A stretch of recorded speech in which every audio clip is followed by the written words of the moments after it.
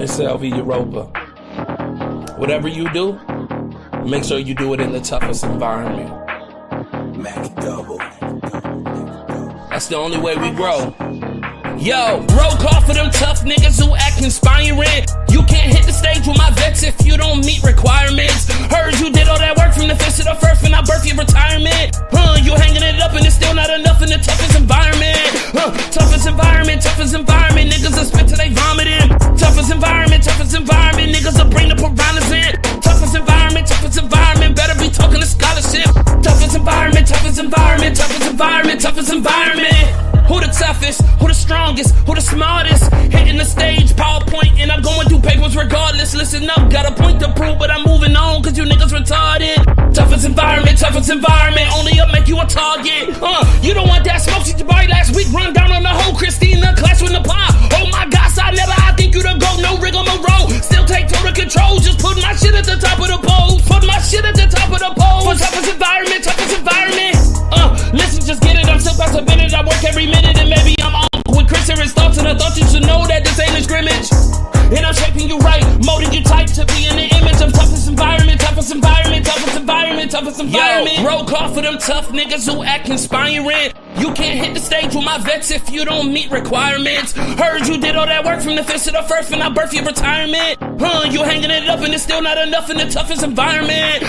Toughest environment, niggas will spit till they vomiting. Toughest environment, niggas will bring the piranhas in. Toughest environment, better be talking to scholarship. Toughest environment. I'm sure we can work this out, just get in the ring. You better be Zion Alexa, this best of divine prospect when he doing this thing. Or Captain Tazari, out there, cross that line, I get away clean. Or Ali Muhammad, so valid, still got me up on my ding. All of it brought together because of the studio. Stop acting like y'all could've been doing that cause you didn't do it though. And I watch them lions get ran out of the den, this shit'll get crucial. Who you know take the whole damn stage and turn that shit to a musical. Stay in your cubicle. The environment's tough, don't wire me up, I'm calling your bluff. I'm running it back and I'm running it back like it's never enough. Got them diamonds in the rough, and we can't get to every treasure, but you gotta help me dig it up. But to me it's like whatever. Yo, roll call for them tough niggas who act inspiring. You can't hit the stage with my vets if you don't meet requirements. Heard you did all that work from the fifth to the first when I birthed your retirement. You hanging it up and it's still not enough in the toughest environment. Toughest environment, niggas will spit till they vomiting. Toughest environment, niggas will bring the piranhas in. Toughest environment, better be talking to scholarship. Toughest environment.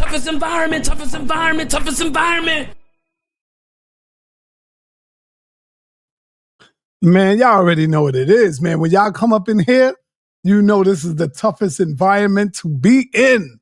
It's like the Apollo, man. You know what I'm saying? Like when you go in there amateur night, if you ain't bringing that smoke, you gonna get choked right up out of here. Without any further ado, y'all see the title? Eating Black Mummies, Modern European Cannibalisms. Wow, that's a great topic right there. I'm not letting nobody in right now. I just got Smash. Y'all can come in later after Smash dropped this science. And without any further ado, I bring to you Smash Rockwell in the building. Sa.neter, what up? What's going on, brother? What's happening? Hold on, let me get my mic right. You can hear me good? I hear you loud and clear. When you brought this topic to me, I was like, what? What the hell are you talking about? And so I went and looked it up, though. I Googled it. And you were right, brother. I was like, wow. Man. Yeah.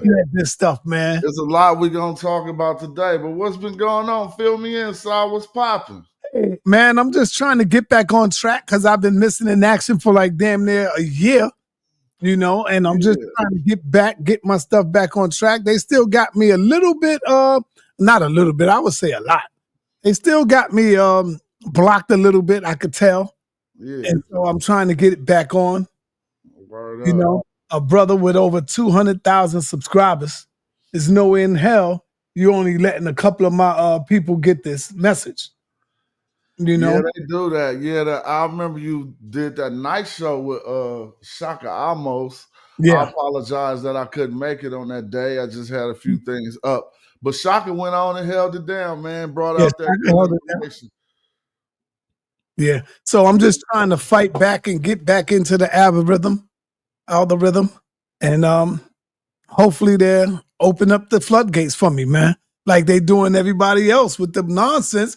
Open up this floodgate, but they don't want a lot of people. They don't want the people to see that we got a momentum where people interested in this type of information. Yeah. You know, so that's what it really is.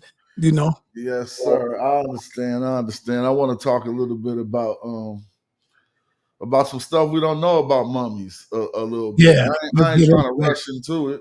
Yeah, don't rush into it. Let's go. Let it flow. Let's let the people get in. I want to see, is anybody in the building already?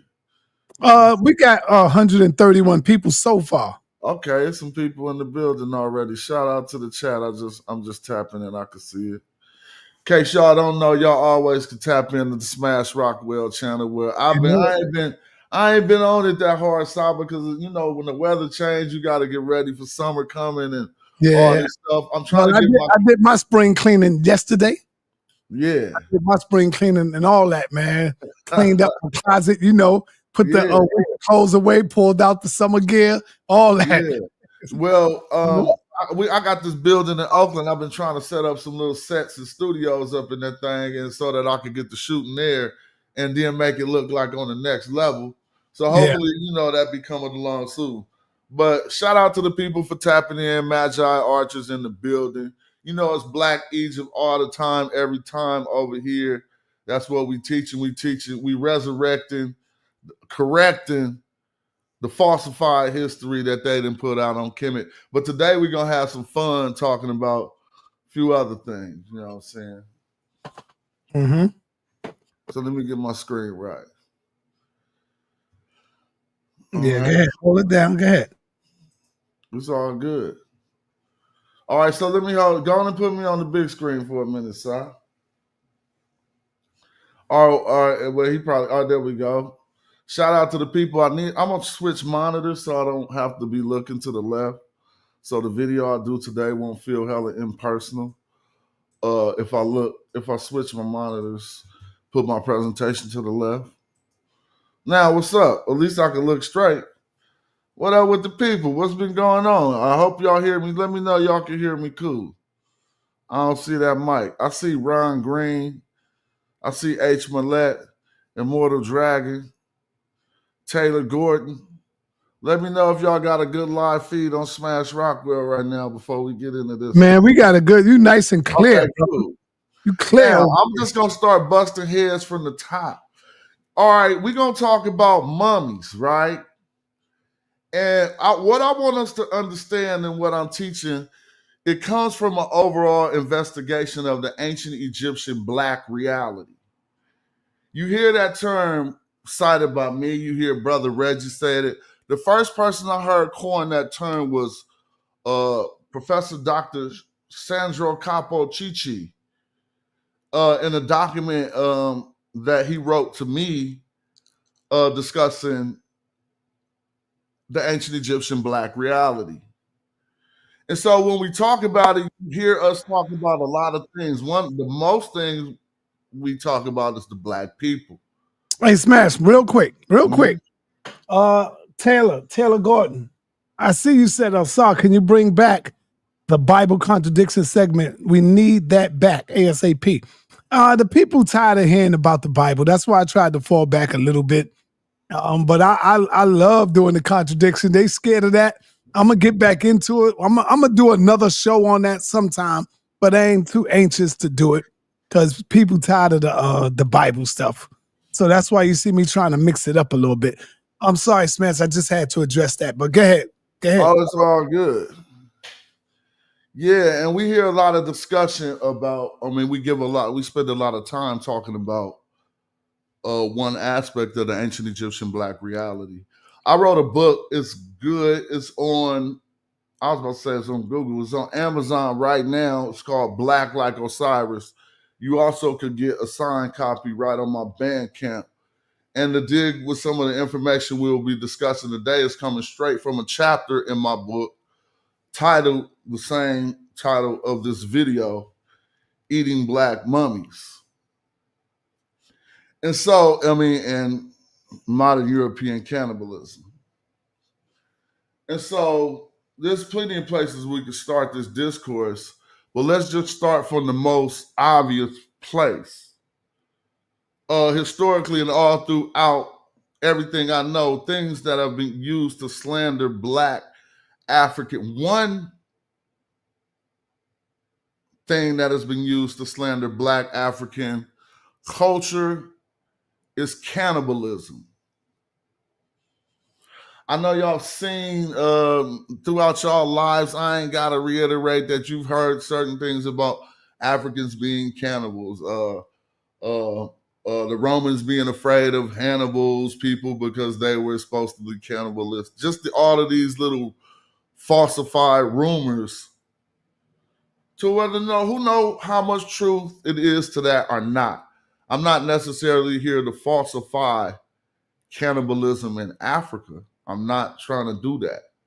And then I was giving some thought to it today, and I was like, it's not really that effective. Let's just think about it. I'm saying this. If I'm at war against some cannibals, it don't really matter to me if they was going to eat me after I was gone. The fear would be from fighting. I got all sorts of stuff in the camera. Look and see how much stuff you can find in the camera. Who found my glasses? See? Anyway, the fear would not be of being eaten after you're deceased. The fear of cannibalism is about being devoured alive. So let's first just take that as a little side note, and let's see how that works into the ancient Egyptian mental schemata, all the way back to ancient texts that we can now prove have been misinterpreted. With this discussion, I like to go all the way back to an ancient Egyptian text, and I don't even know the real name of this text. I only know the Egyptological name of this text.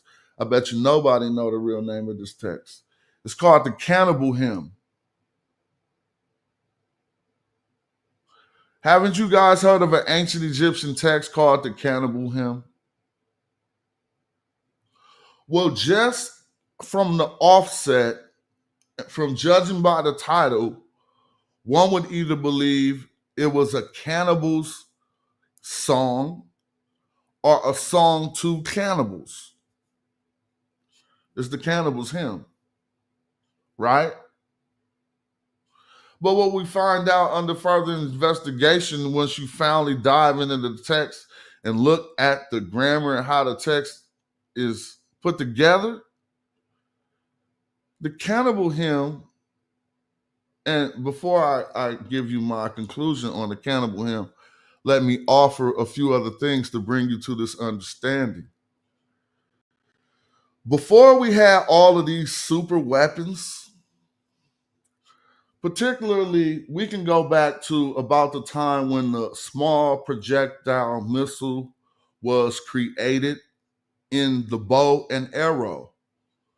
Our first small projectile missile wasn't a blow dart. And the first weapon where Africans or humans learned how to store kinetic energy was in the string of the bow, right? But if we go back to that initial weapon, and I don't want to get off track. I don't know if you're still with me, Sa, or not. I'm right here. Okay, I'm just checking. If we go back, yeah. Oh no, you ain't got to us. It was cool. I just was tapping in, trying to make sure I'm keeping it right, and still reading the track, trying to stay on track. Excuse me.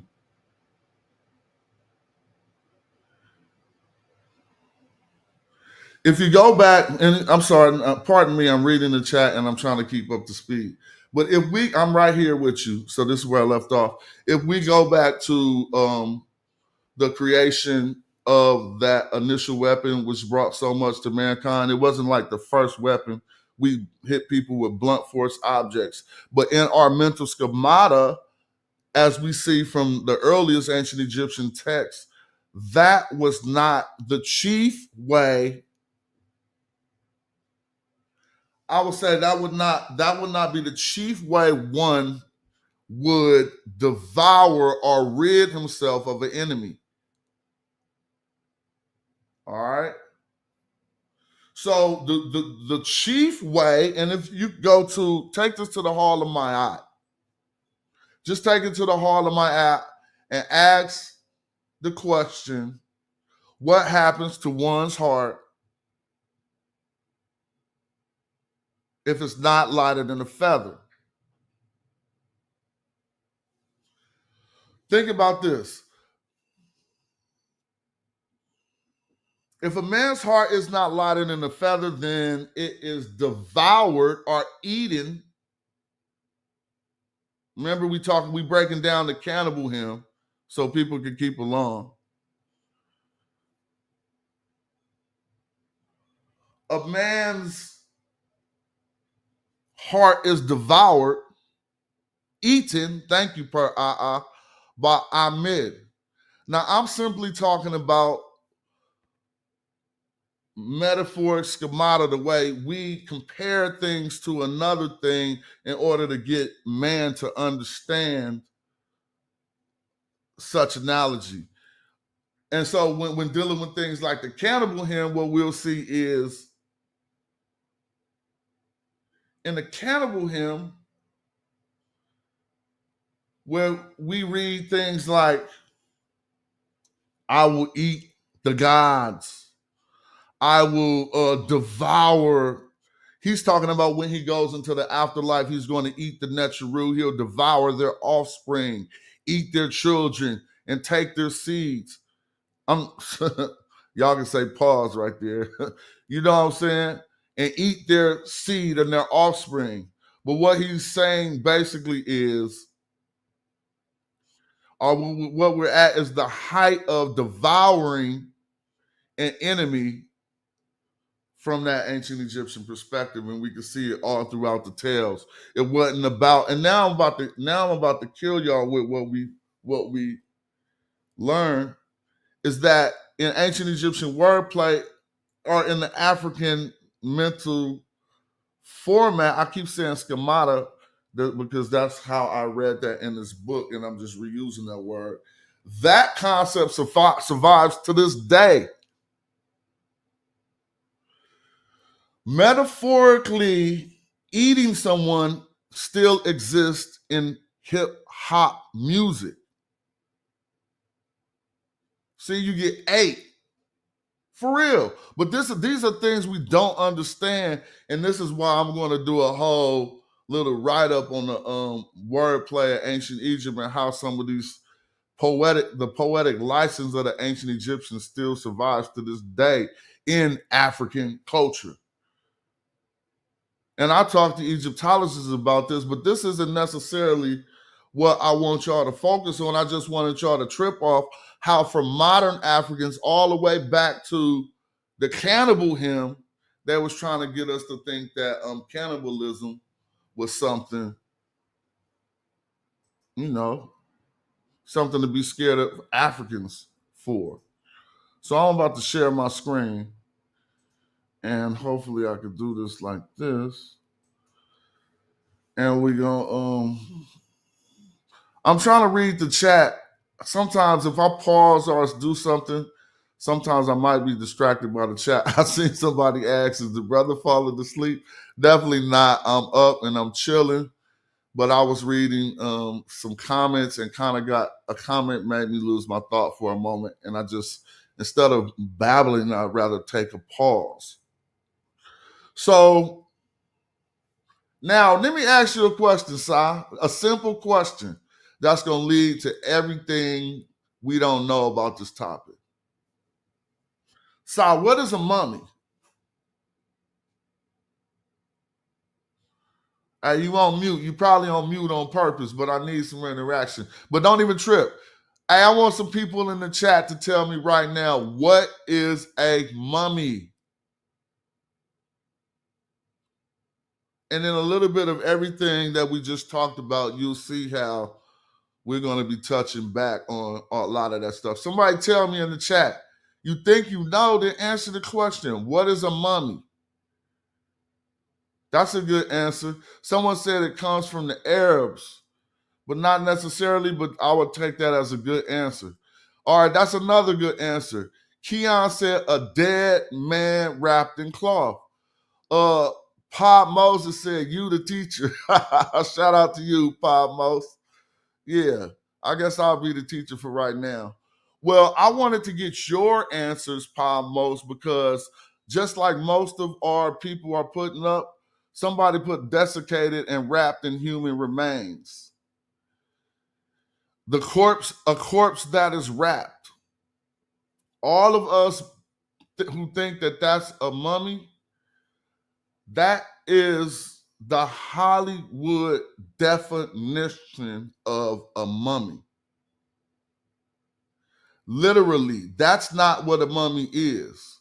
And from this point on, when I tell us how all of this is part of the ancient Egyptian and even your Black reality, just know that I'm not pushing it. Now somebody is getting closer. Somebody said a mummy is carbon data. That's very close. Ahmed said it doesn't have to be wrapped. Now, Kareem Deer said a preserved body.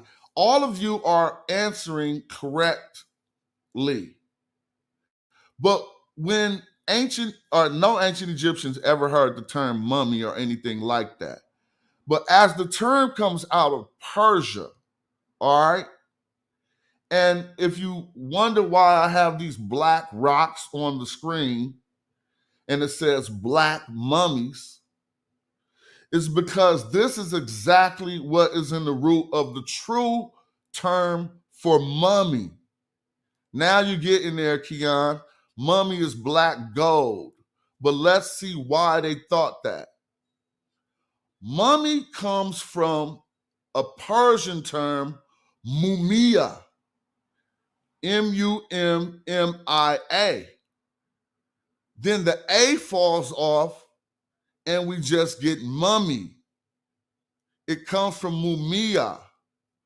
Mumia was the way that Persians would address what we see on the screen. This is bitumen. This is bitumen. All right. See, I'm trying to read the chat. I need to stop trying to read the chat because it's making me fall off track. Now, here's something I need us to know. A mummy was not, to the people who used the term mummy initially, it was not about it being wrapped in bandages, nor was it about it being a dead and well-preserved body. It was primarily about the dead body being black.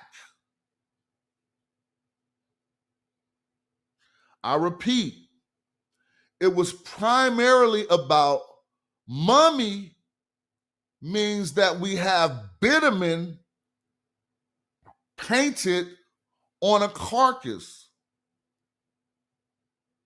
Okay? And so I can pull up, maybe I had it open right on the screen, and I'm gonna pull it right back up real quick. This is a Royal Society bitumen. So this is a... Hey, hold on for 1 minute, Smash. Did you move? Are you moving your presentation, or is it still on the first one, Black Mummies? Oh, it's still on the first one, Black Mummies. I'm looking for something on another monitor, then I'm gonna put that on the screen once I find it. It's not moving. Yeah, word up. I ain't moved it yet. I appreciate you pointing that out. Matter of fact, I'm about to pull that down. I just wanted to see people to see what mummy really is about this bitumen substance. But we're going to I'm gonna show more right here as if you allow me to present this second screen. Now, let's share this. This is a study by the Royal Society, or basically by K.A. Clark, S. Ikram and R.P. Evershed, the significance of petroleum bitumen in ancient Egyptian mummies. Now, this is a very good document. But what this document exposes that is relevant to this discussion is that they did not know how, they had no test to determine whether a mummy was black because of bitumen or not up until recently. All right. And this is another, and it also, I'll refer back to this document for other things that it says, particularly that there was a shift in the culture of using this bitumen in order to turn a carcass black in the New Kingdom. They start doing it more. And so I'm going to go back to this other thing, presentation. I'm just skipping around things, but you guys bear with me because we'll learn a lot today. All right, let me go back to this first one. All right, now look. So a lot of us, our first assumption that I hope I added something that we could research and see that it's true, is that is that mummies was about people being wrapped in bandages, deceased being wrapped. No. And I'll prove here it's about the deceased being black. And as we go on, we're going to see how this turned into some weird stuff, right? But let me just give you some evidence to part two of what we need to learn. There's a common misconception that dead things turn black. Now, there is a process that we should discuss called black putrefaction, to where if the body isn't in any preservation process, in 10 to 20 days after death, exposed skin turns black, bloating collapses, and fluids are released from the body. That's black putrefaction. But notice, there's a process discovered by the ancients, and we still use these processes to the day, that stop black putrefaction from happening. Now, apparently enough, the process is called mummification. It's called mummification, right? It's going back to literally rubbing black bitumen and other oils on a deceased so that they could be, for two reasons. The practical purpose was to keep them from decaying and keeping their body well preserved. And a more theological purpose is so they would be black like Osiris, which is the title of my book. So let's keep this popping and see how this turns out. Now, if we look at any of these mummies that I'm going to show you, I'm just simply giving us evidence to dispel the rumor that, oh, mummies is just black anyway. Right? To where if it don't, I mean, let me be sensitive with my words. I'm not saying that this is her exact color when she was alive, but she did not go through a process of black putrefaction because she was preserved naturally, right? And we're going to see it now. You can see some type of hue on this Chinese mummy to where you don't know what process they went through or not, whether he started to putrefy a little and then the weather changed and he became preserved. But I definitely see like a darker hue there. Here we can just see, and I think this was from Southern America, these mummies ain't no way turned black, right? So when we start talking about how they was choosing black mummies, we're going to have a lot that people won't be able to use to dispel. Like, oh, they wasn't just trying to use black people. We can look through a lot of these mummies and see they retain their color because a lot of them didn't go through a process called black putrefaction.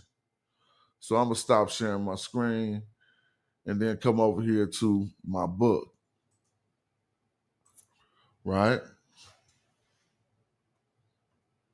So how did this turn out? So how did this turn out to where you could say modern European cannibalism. And how modern are you getting? Since we talk about history, we go back from the 12th to the 17th century and having this discussion. But a market opened up. You see, there was a problem because bitumen was also used and was thought to have certain medicinal qualities, right? And so ancient, I don't even want to call them doctors. I don't even think doctors was out like a real ordained doctor. They was just making concoctions and stuff. A market opened up between Europeans, the Jews, and Egyptians. And the middlemen between these people were Jewish merchants who would sell every mummy that they could find. And then let's talk about this. He says putrefaction. Okay, cool. All right. Now look, after they ran out of every mummy that they could find, what happened? This one started getting crazy. And I'm going to read a little bit of this directly from my text, and then I'll read it from another source so people can't be like, you just reading from your book. You just reading your own book. But yeah, I want us to trip on some of this. So, and we have it like the journey commences with classical writers such as Pliny and Diodorus Siculus, who extolled the diverse virtues of bitumen derived from sources like the Dead Sea. Now, if you think about, I don't know if you guys watch my show too much, but I did a show directly talking about bitumen and showing ancient Egyptian texts that showed that they also, in this ancient Egyptian text, spoke of bitumen they got from Palestine, but the bitumen they got from Coptos, which would be Gebtu, about the fifth nome of ancient Egypt, was the substance of Osiris. And this becomes key in this black reality that we mentioned in the prelude, because if we understand that all of these things is just one thing manifesting itself in different ways, we'll see how that come to be. Well, one of the theological, or I don't want to say theological, let's just say one of the ritualistic reasons why an ancient Egyptian would rub bitumen on the deceased was also so that I said he would become black like Osiris. But ancient Egyptians know this process as becoming a wasir. And I'm not reading from my book right now. I'm kind of dipping in my book and going back and forth. But it's chapter 4 if anybody want to check that. Becoming a wasir, right, was, in lack of better analogies, it is the ancient Egyptian metaphor for joining the body of Osiris in the same way a Christian would join the body of Christ. All right? But to the ancient Egyptian, if you were Ma'akaru upon being deceased, you could join the body of Wasir by becoming a Wasir. Now, this had ritual, this was that's a theological practice, but it had ritualistic funerary traditions embedded in it. And we find from another text that I've revealed and also sourced in my book that matching the effigy of Osiris was key. So they had to be black. But hold on, I got a blackout from my computer screen. We still there? And then we see what happened. My screen. Nah, you good. Your screen is not black. Yeah, all right, so now we got reason to believe that when the Jewish merchants of, I say, about the 17th century And I'm gonna reference a few names later just to give you guys some sources to look at. But when they ran out of mummies that were black, guess what they start doing? Y'all can guess what they start doing. What's that? When they ran out of mummies that was black, it would suffice to just go get a deceased black man and sell pieces of his body to Europeans to be eaten. This sounds crazy, right? But I'm going to not just read it from my book. I want to take people to other qualified sources so they can see that this is the craziness that was going on. And so let me prepare to share the screen. Yes, they would just go get other North Africans or other Africans who were deceased and sell them to Europeans, acting like that they was mummies. So now that I'm starting to say things that sound outrageous, I want to start showing you guys some of these sources. So let's share this screen. And notice this is coming from Science History Institute Museum and Library, Mummies and the Usefulness of Death. Right? Now, and I'm not going to read all of this. I had this highlight from earlier, but I'll just give you a little snippet of this. A story begins in the kitchen. Two young women in bonnets sit by shelves of crockery and an open window. Warm yellowish light streams in, and we see a hint of blue light. Inside, the colors are brown, sepia, and orchard, I guess. Okra, or whatever. It says the first woman's dressed brown. The shadow of her dress is dark brown. And then the table, see, I didn't even need to read that. That was just, I apologize. Right?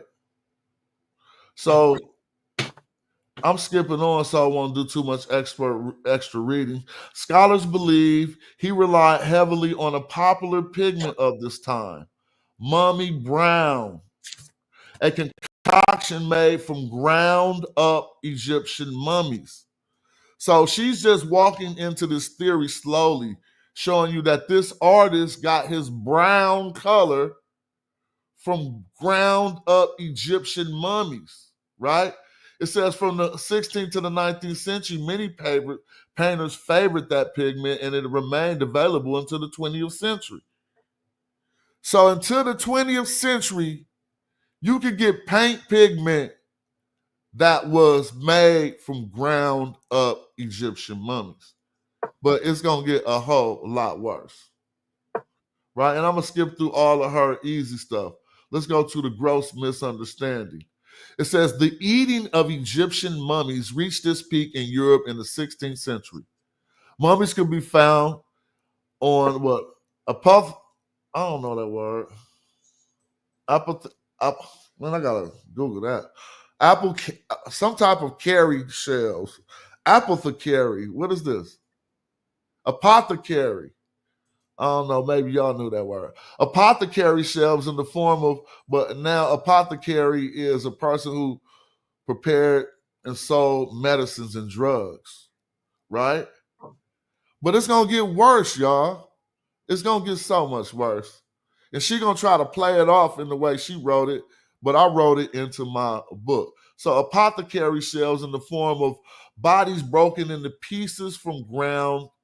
Pieces are ground into powder. So let's just stop. We're not talking about we the Egyptians right now. We're not talking about this or that. We talking about Europeans eating Africans, right? We're talking about Europeans eating. And you're going to, when I show y'all the recipe books and stuff, oh yeah, it's going to get real crazy in here. How much dead uncle or auntie or great-great-great-grandmama to sprinkle on your salad. All right? I ain't make this up, so let me read it straight from the book. Why do Europeans believe in this medicinal value of the mummy? The answer probably comes down to a string of misunderstandings. Today we think of bitumen as asphalt, the black sticky substance that coats the roads. See, so we already broke that down. And we already know that they thought of, but this is what y'all, I need everybody who ever repeat this back to somebody else to understand. The test to know whether it was bitumen that made a carcass black was recently developed. So all they was looking for was black carcasses. And then here's another thing. If it was black putrefied, that would be our only evidence that it probably wasn't bitumen on it. So the only candidates that they would have when the market ran dry, as she's about to talk about here, the only candidates they had to keep this hustle going, to keep selling Europeans these remains, was to start selling normal Africans like me and you. Because when I'm dead, I'm going to be black. Now, watch how she try to soften it up a bit. Today, we think of bitumen as asphalt, the black sticky substance that coats our roads.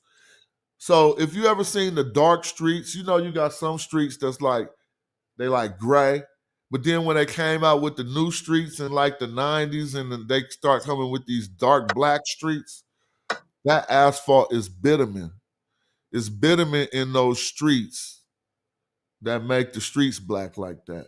So it said it's a naturally occurring hydrocarbon that has been used in construction in the Middle East since ancient times.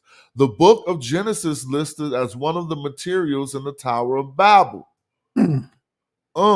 So it says the ancients also used bitumen to protect tree trunks and to root from insects and to treat an array of human ailments. It is viscous when heated, but hardens when dried. It says making it useful for stabilizing broken bones and creating polysphoraceous or whatever.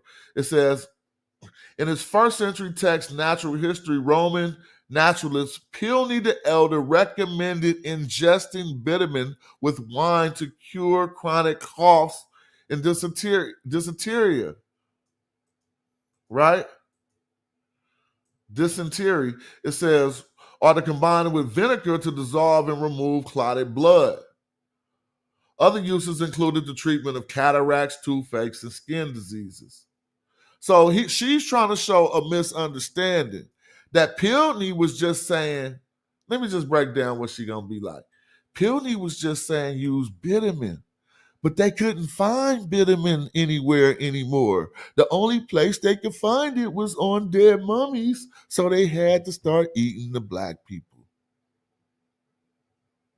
Now, natural bitumen was abundant in ancient Middle East where it formed a geological basin where it formed in a geological basin from the remains of tiny plants and animals. It had a variety of consistencies from semi-liquid known as pisa asphalt to semi-solid, which is bitumen. And in the first century pharmacopoeia, material medicine of the Greek physician Dioscorides, he wrote that bitumen from the Dead Sea was best for medicine. So now we see why they thought it was medicine, but why did they start eating dead people? I'm going to skip on, and I'll share this article so you can read it for yourself. Let me see. Come on now. Don't be like that, She Rainstorm. You can't pronounce every fucking word you come across. And I don't have no problem with like stopping at a word I can't pronounce and Googling it. But don't act like you ain't learned shit because I mispronounced a word. That's when you start to just be like a crab. You feel me? And I mispronounce words all day because I don't read the English language that well. When I see them bigger, what the fuck is a pharmacopoeia? Huh? And I know I didn't say that right either. But you know what this is just on GP? Don't be no bum. Yeah, no profanity, brother. Oh yeah, that's okay. I'll be cussing all over my show, and it don't be stopping nothing. So I apologize, son. You feel me? But what's this right here? Somebody tell me. Pharmacopoeia. Anyway, material in medicine of the Greek physician. It says they wrote that bitumen from the Dead Sea was the best for medicine. You feel me? I can't get my eyes out the chat, man. It's part of interacting with people. You know what I'm saying? But I appreciate the comment. Now, while different cultures had their own name for bitumen, it said it was Esir in Syria, or Esir in Syria, right? And Sayali in Iraq. And it says in the 10th century, now this is where we start to trip off of this. It says the 10th century Persian physician Razes made the earliest known use of the word mumia, right? Made the earliest use of the word mumia. So let's stop right there because that's where we're getting our mummy from. For the substance after mum, which means wax, referring to its stickiness. Now, I ain't going to read all of this about bitumen. Y'all can carry on, but I will go on and read more that pertains to what we know. Now, watch what she says. We now call the embalmed ancient Egyptian dead mummies because when Europeans first started black stuff, coating these, hold on, see? This is why y'all got to stop letting them fool y'all. I just told y'all that you can go read the Roman Society's paper on bitumen, and they say there was no test to tell whether a person was black or not. You know what I'm saying?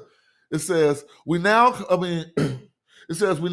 the embalmed ancient Egyptian dead mummies because when Europeans first saw the black stuff coating these ancient remains, they assumed it was the valuable bitumen or mumia. But let's see if that can hold true or not. Because what she's going to tell us about the Jewish merchants. Oh, shout out to you, She Reigns, and I appreciate the commentary. It's all good. It says we now call the embalmed ancient Egyptian dead mummies because when Europeans first saw the black stuff, let's go slow, real slow. Seeing the black stuff coated on the ancient mummies ain't as easy as you think. And they had to come up with a test to tell whether they were black from bitumen or just black from melanin. Right? So I understand she has to come up with a nice way to say this, much better than I would say it. I wouldn't be able to say it in this way because I'm not going to say that Europeans first saw the black stuff that coded. No, they first saw black people that was dead. They assumed it to be the valuable bitumen or mumia. The word mumia became double in meaning, referring both to the bitumen that flowed from nature and to the dark substance found on these ancient Egyptians. So a mummy is not being wrapped in bandages. A mummy is black. Because if it's not black, it don't got mumia on it, and it ain't a mummy. So now when we say they ate mummies, and you see how mummy, the ancient Egyptian term for mummy is also close to this term. It's meninin. And I'm only pronouncing, this is Egyptological speak.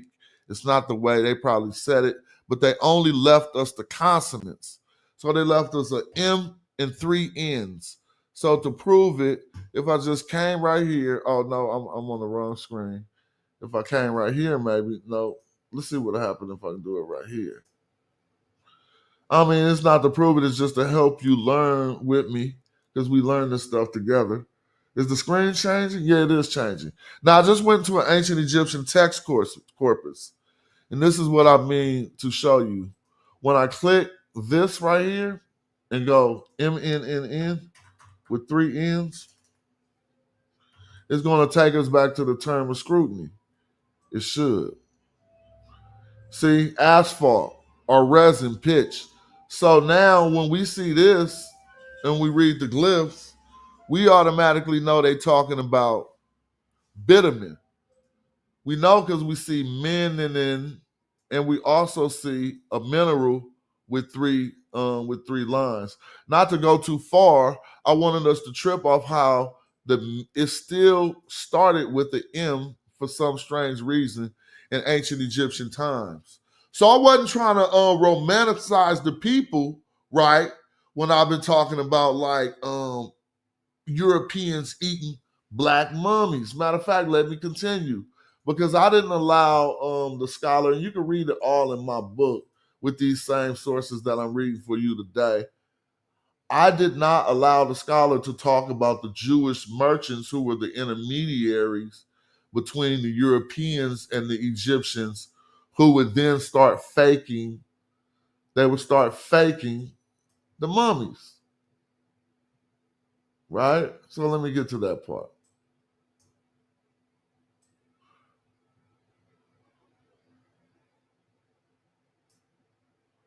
And I'll reshare this just in a moment. All right, now let me show you something. Let me present the screen. Share screen.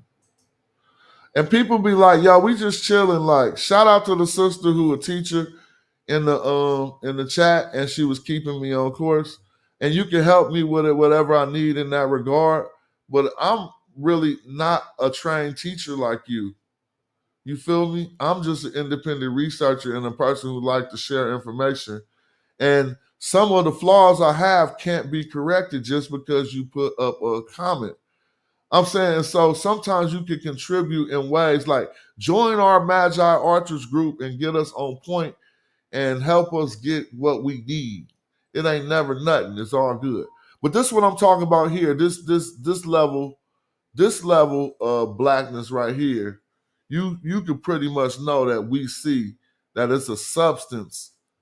There is a substance on top of this person. But I can show you plenty of these renditions where they're just as black, and the scholars could not tell whether it was bitumen or not. And in that instance, you would still be able to sell that on the black market to Europeans who mix this in their food and other things. And so we're going to pull up some particular scholars. But just give me a second. Instead of reading all this, I'm just trying to skip. Here we go, right here. I'll just start reading right here. But as mummy medicine became popular in the West, merchants found new ways to satisfy demand. Do y'all hear what I'm saying? So let me ask you a question. If people want dead black mummies and you start running out of them, what is a new way to satisfy demand? You got to come up with some more black carcasses somehow. So let's see if I'm lying. It says Tomes Pires, or whatever, I heard it said that. Tom Pires, a 16th century Portuguese apothecary traveling in Egypt, he wrote that merchants sometimes pass off toasted camel flesh for human flesh. So let's stop. Sometimes they passed off toasted camel flesh for human flesh. But see, it was not him. They wasn't the cleverest. Watch this. Guy de la Fontaine, a doctor to the king of Navarre or whatever, on his visit to Egypt in 1564, asked an Alexandrian merchant about the ancient embalming and burial practices. Now listen to this. The merchant laughed and said that he had made the mummies he was selling. So it's only logic for me to ask you this.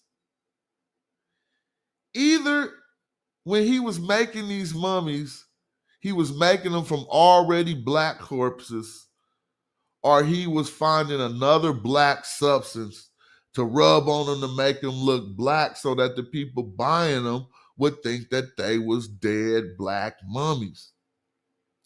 Now look at this. Carl H. Dannefield, author of an influential 1985 article on the subject, Egyptian Mumia, the 16th century expertise in debate, describes Fontaine's scene. The bodies, now mumia, have what? Oh no, check this out for real.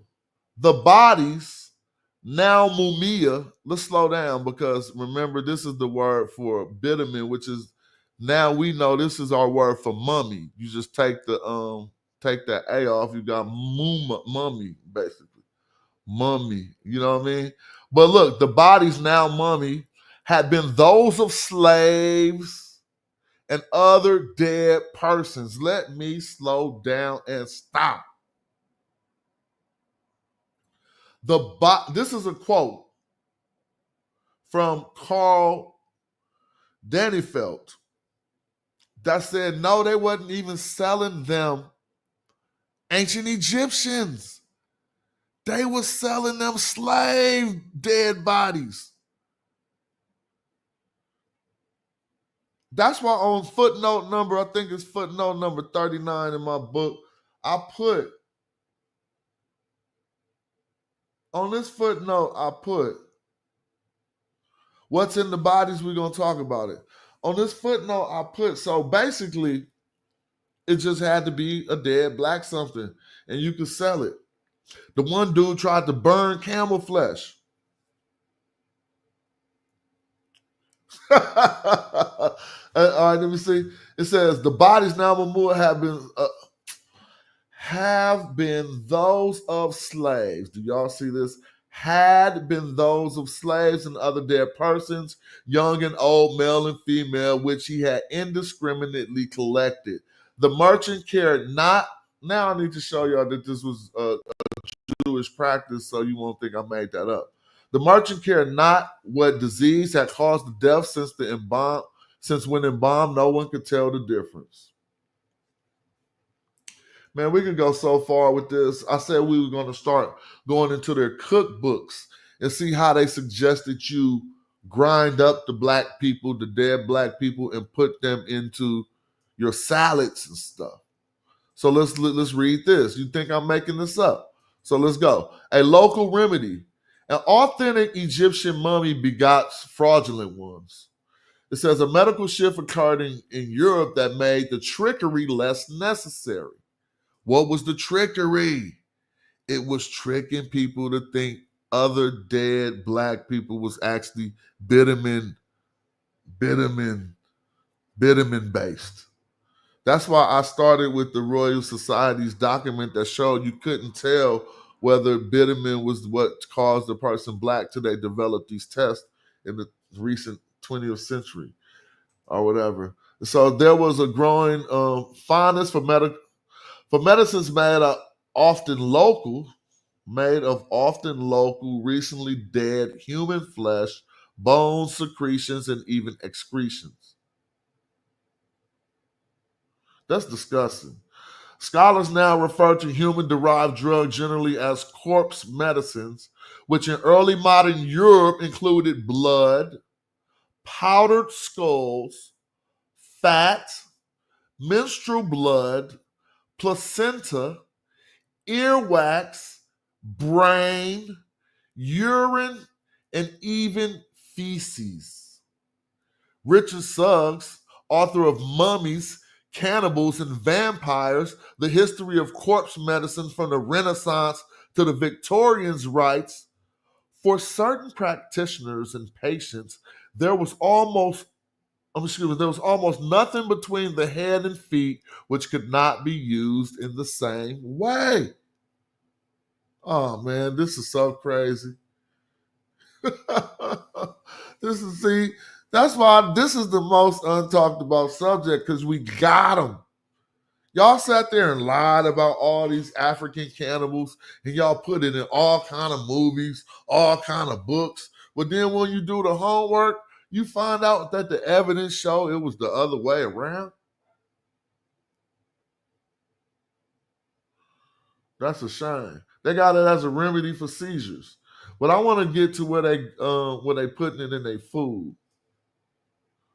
Right? I mean, in their salad dressings and all type of stuff.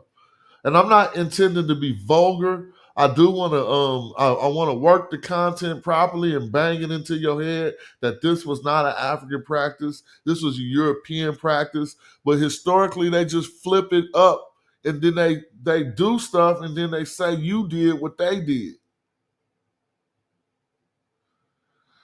Right, so I'm skipping through a lot of this, but it all contains the same type of gross, like, you know what I'm saying, the gross type of stuff.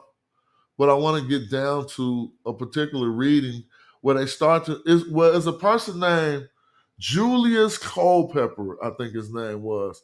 And we can start looking into the work of Culpeper to see how he started incorporating it into like the camel soup of, you know what I mean, of Europe, basically. Basically, he wrote a really big remedy book and had a recipe book, and they were supposed to put mummy in everything. So I don't want to beat that too hard. I talked about that for an hour, right? I will show more, and we can talk more about it, but I'm going to end with this last little. And I'm not saying in the show, just in my little discussion on these Europeans eating these deceased. Whether the people were black or not, they needed them to be black because they wanted it to be bitumen. And they couldn't tell if it was bitumen unless the carcass was black. So they would take their chances. So maybe I got to go back to my book. But I thought she started talking about Culpeper and his remedies. So if you look at into the work of Culpeper and some of his remedies, and I'm gonna pull him up so you can see. Let me see. Excuse me, I'm doing too much at once. So let me pull this up for y'all real quick. And pardon me if it take a little moment. I want to cite these people for you correctly.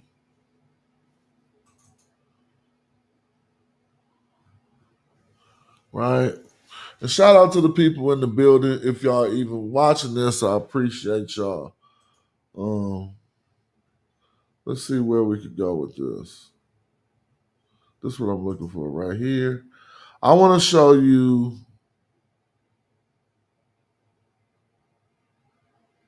something real quick. Looking for a source. I said Julius. I should have said Nicholas. Now let me show you this.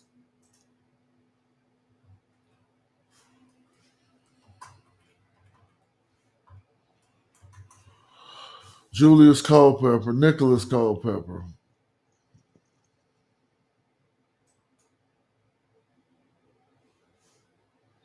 Can y'all see that? What y'all see now? Let me see what y'all see. Oh, no, y'all don't see that. Hold on. I got to reshare it. Reshare the screen. And I'll just be trying to share information that I know, like, that helped me form my point of view. So if you think I'm off or I'll be on one or I'll be on some other stuff, and then you can see what helped me form that point of view, then you might be like, oh, he ain't on one. I see why he formed that point of view. I see why he had never let no European ever talk about cannibalism in his face without straight frying him. Hold on, I shared the wrong screen. Hold on, let me try it one more time. I'm gonna try to share the screen one more time. I think I did the wrong one. Oh, here we go, right here. I hope y'all can see this. So now this is a blog about bodies and medicines, but look, this say circa 1500 to 1780, right? And I came to this because they got some of the original work of Nicholas Culpeper in here. And this European who wrote and was writing these books that they probably was like, oh, this is a source. This is a scholar. Like they probably was acting like his work was that shit. But I want y'all to read what he's telling people to do. Here we go. Likewise, Nicholas Culpeper's physical directory included several cerecloth and plasters made from mummified flesh. How far people were able to acquire actual mummy flesh is questionable. This was even in question at the time. Alexander Ross queried whether anyone could get a hold of real mummy because true mummy, which was found in the tombs of the Egyptian kings, which were embalmed in diverse liquors and spices, are spent long ago. So the mummy, they basically said the same thing we telling you. Watch this. I'm going to slow down. Sometimes I think I'm going so fast that you're not getting me.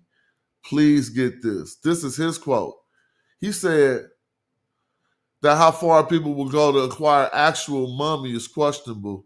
This was even in question at the time because Alexander Ross queried whether anyone could get a hold of real mummy because true mummy, which was found in the tombs of the Egyptian kings, which were embalmed with divers pretentious liquors or some type of liquor shit and spices, pretentious liquors and spices are spent long ago, so that mummy now in use is only the substance of dried carcasses digged out of our sands. But y'all keep forgetting that it gotta be black. So we had our option for black putrefaction, and we got our option for them just to be natural black people. Now, watch how far this goes. It's going to get so wild. And I even got quotes from Shakespeare referring to the use of mummy. So I talked about it a lot. I gave some sources. I'm going to just tell y'all like this. Don't never let nobody hit y'all with no African cannibalism. I mean, I'm not saying that didn't occur. It probably did occur. And I just said if I was in the war and someone was going to eat me after I was deceased, I wouldn't even give a darn. I don't want to get eaten alive. You feel me? That's the cannibalism you scared about. You talking about the one where they throw you in a hot pot, where they put you on a skewer with an apple in your mouth and you spinning, but you still alive. That's the one you scared of. I got jokes. Well, yo, that's all I kind of brought for them, sa.neter. I would like to talk to the people and see what they think about the presentation. And that is chapter 4 of my book, Black Like Osiris, if y'all want to get some sources on that. But, you know, it is what it is. Macbeth, thank you, Watcher. The Watcher said Macbeth. He also, they talk about mummy, using mummy in Macbeth. So even Shakespeare was saying, go get a dead black corpse. Unless somebody want to divorce what I'm saying from my black reality and my blackness analogy, then you would have to come up with a scientific way that they could tell the difference between a black putrefied body and I'll actually read the article that say you can't do that. They didn't know how, it was no way to do that. So the only option was either it had bitumen, either it was a real black person like me and you, or either it was a black putrefied beef jerky, like my homie just said. Sa, where you at, Sa? Sa, can you even hear me, Sa? Let's see what's yes. up. Yes, I hear you. I'm on mute, so I don't have to. people want to get in and build on that subject, I would love to. You finished with your presentation? Yeah.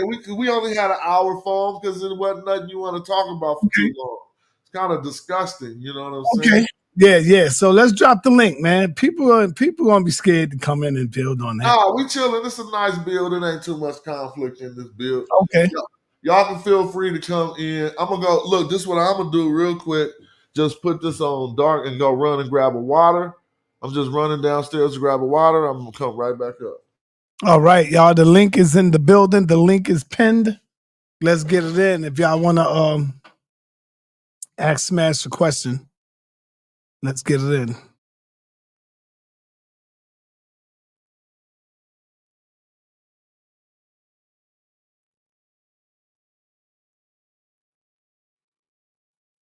Once again, the link is in the chat.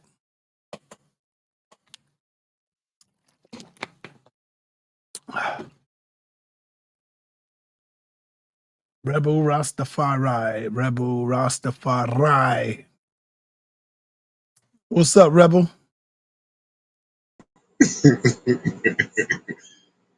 Dad, you come in laughing, man. What's happening? No, some off a big you up and thing. So you call out my name, it's a joy to be on the platform, you know what I mean, every time. So yes, sir. I know. yeah, for real. What's happening? You have a question? Well, so I listen to the brethren and give thanks to Rockwell, because say he bring the info and he bring the thing direct. So but while he was on the live, I look up the word bitumen, and I found out that Rockwell, it's like it have more side effects than basically health benefits. So what caused these people to really want to take the bitumen? Because lack of scientific studies at that time make them thought, well, it was doing something very medicinal for them, but it was kind of like it had more side effects than health benefits. What you say about that? You're right. They didn't know what they was talking about. They didn't know what they was doing, and they confused the ancient Egyptian use for it with the Persian use of it. The ancient Egyptians had a theological use of it where you wanted to be black like Osiris. So the deceased had to, I found the funerary text and I could show it, where the deceased had to match the image of Osiris, and Osiris looked like his mother, which is Nut the Cosmos. Kakao, Zamaka Kakao meant you had to unite with the darkness. And we found that, okay, well, this was how they expressed that practically. They would take a deceased person.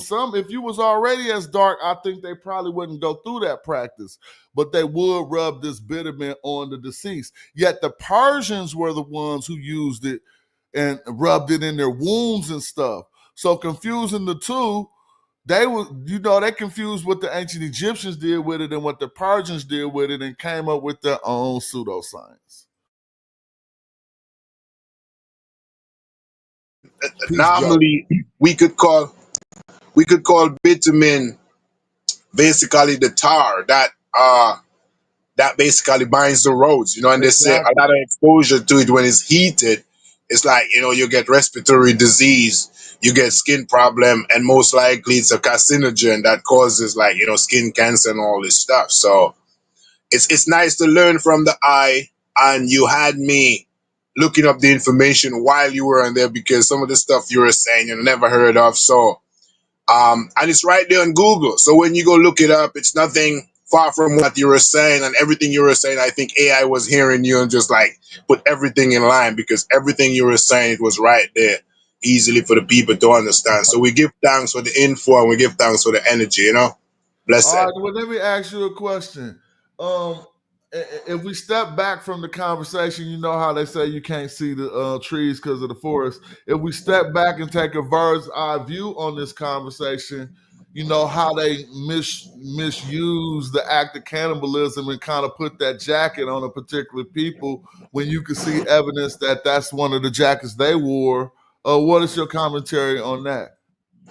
Well, say the white man have taken for what we always have, whether it be religion, whether it be our art, whether it be, you know what I'm saying, our culture, and robbed us of our real self, took it, empowered themselves, and through they have the records and the manifestation of these records, they hide the information. So at the end of the day, we always know that they always being taking our stuff, use it against us, and make us look like we're the bad seed when technically we know that, eventually know the history. Because what has not been told to the elders nor revealed to I and I. So we now know what the elders didn't know, and we see them for what they really are. And we're not looking to a Jesus, or we're not looking to no savior to save us now. We have to save ourselves. So through we go and do our research, we find out them not real. They take our stuff, put it back on us, and make it look demonic, so-called demonic and devilish. You know what I'm saying? So that's kind of my take on the European mindset of how they project us, or how they want us to look at ourselves. Yes, sir. Yeah, y'all feel free to join the chat. We just chilling. If y'all got any questions, I'll be on here for a minute. It's all good. And thank you, Rebel Rastafarian, for tapping in and keeping the conversation going. Yeah, man, give thanks. Yup. Brother Law, what's up? Peace and blessings to everybody on the panel as well as in the chat and your families as well. Smash, brother, you just had me go and look, and I just wanted to get clarity on what you were speaking in regards to the tar. Would that also be defined as AKA synergy? What you mean? Synergy? Yes. Explain that concept to me a little bit. Synergy synergy is actually a herb that you take. It's supposed to be good for rehabbing of muscles, things of that nature. Oh, I don't know nothing about synergy. I'm sorry. Yes. And he says shilajit. Shilajit. It's something that Yes. is found in the Himalayas and high rock altitude mineral. Well, I definitely know bitumen is petroleum. And so I don't think it would I don't you know what I mean? It's kind of like all other petroleums. I mean, it's a thick viscous substance when it's turned into when it's not hardened. I don't know what other processes it comes in, but I don't think that's the same thing. But I could be incorrect completely. I'm just not familiar with what you're talking about. Okay, brother. A great presentation, brother. Great presentation, brother. Well, let me I ask got. you what you think about that. What you think about the information? I mean, some of the information I knew from doing my own research as well, but a lot of it I didn't know. I really didn't know. But I'm gonna jump off now because it's Asa time.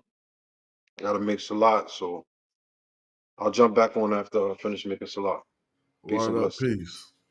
Well, what up with Joey or what up with Keon? What's up, Smash? What up? You know they used to burn them too, right? They used to throw them in the trains and burn them for fuel too, right? They used to do what? They used to throw them underneath. They used to throw them in boilers in the old steam engines and burn them for fuel too. Burn the mummies? Yeah, I was reading that online. They said they used to burn them too. Man, you know they still be having occult parties where they be eating mummies today, bro. Yeah, they used to. Yeah, they used to set them up and all kind of thing and take pictures with mummies and all time too. They used to do all that craziness. You ever see My pictures of them with mummies standing up and people paid to take pictures with it? They used to do all that craziness too. Man, this stuff is crazy. All you got to do is Google, like my brother said. We just opened up a can of worms for you. There's also a lot of sources on it in my book. Check it out.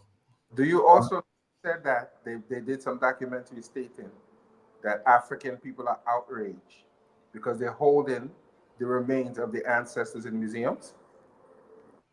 You ever researched that? How many African remains they have in these museums in Europe? No, I have not, but they got millions. Yeah, they were talking about one museum alone had about over 4,000 remains, and they were petitioning for them to send them back to Africa, and they got some of them back. Like what's his woman name? The woman with the large backside. They had to beg for them to send her remains back, and they sent it back in like 1970 for them to bury her properly.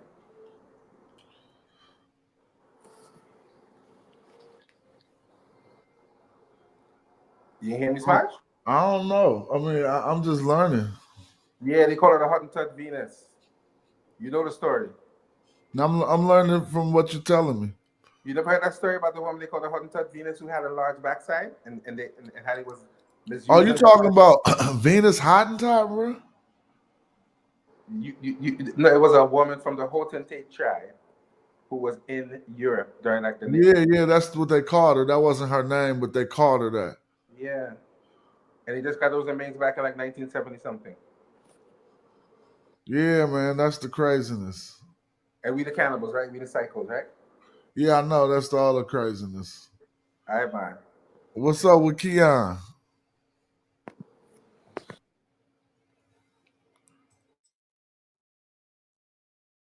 Can't hear you, Keon. We can't hear you. You might have to go out and come back in, brother. All right. Suntan in the building. Oh, I'm muted. No, I'm not. What's up, Suntan? What's up, Si? What's going on? What's up, Smash? What's going on, man?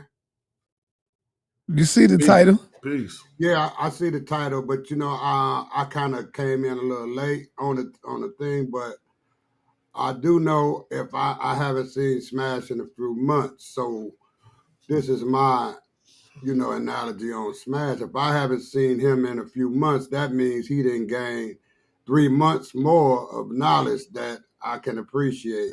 You know what I'm saying? Well, that's good. Good wishing it well. You know, I just been working hard. A lot of that information I talked about today is research I did for my book, Black Like Osiris. You feel me? But yeah, you know, it's good to see you too, Elder Suntan. Yeah, that's like I said, I meant just what I said too. And when it comes to this cannibalism stuff, I got my own ideals about things, Smash. And I figured this here, once all those Europeans, and I'm gonna go way back, like after the Ice Age, and all them Europeans were stranded over in Germany, Russia, all over. All those Europeans over there in that area, they didn't have seasons like we did, like Africans did, where they could grow food and always had a plentiful food source. So you got to understand, if they over there surviving, and then winter comes and it's like winter, like 8 months out of a year, out of 12. So once you run out of food, you're going to start, and you're going to start eating each other. That's just my ideals. And so they carry that on and put it on us, put it on the pygmies and things like that. I know it sounds like I'm all over the place, but that cannibalism, that come from Europe. What you think about that? And the way that I put it. Well, I know as far as what we're discussing today, this research just is completely about European cannibalism, but it's not about the roots of cannibalism. And I want to be clear to everybody, I didn't intend to present the roots of cannibalism today. I went back in the ancient times and showed how they took an ancient text, misread it almost intentionally, and then said, look, the ancient Egyptians was cannibals, right? And then in modern times, we've seen that throughout Hollywood, they put this cannibalistic idea about Africans in our mind. But as far as this research is concerned, from about the 12th century to the 17th century, we got textual evidence that they was eating black mummies. You know, we could leave the word Bitumen out of it. Everybody didn't know all them words. They just knew it had to be black and it'd be good. You know what I'm saying? And so that is crazy. When they do that, it sort of give me the idea that, like, when people go to war and their adversaries, they say they eat them to gain their strength. So was they eating these mummies to try to gain this knowledge that they knew that the ancient Egyptians had? Was that their premise, you believe? So you just to pay respect to the subject, it developed in many different directions. And I think we start talking about how it developed in the occult world. If you talk about how Masons probably were the first to come across this.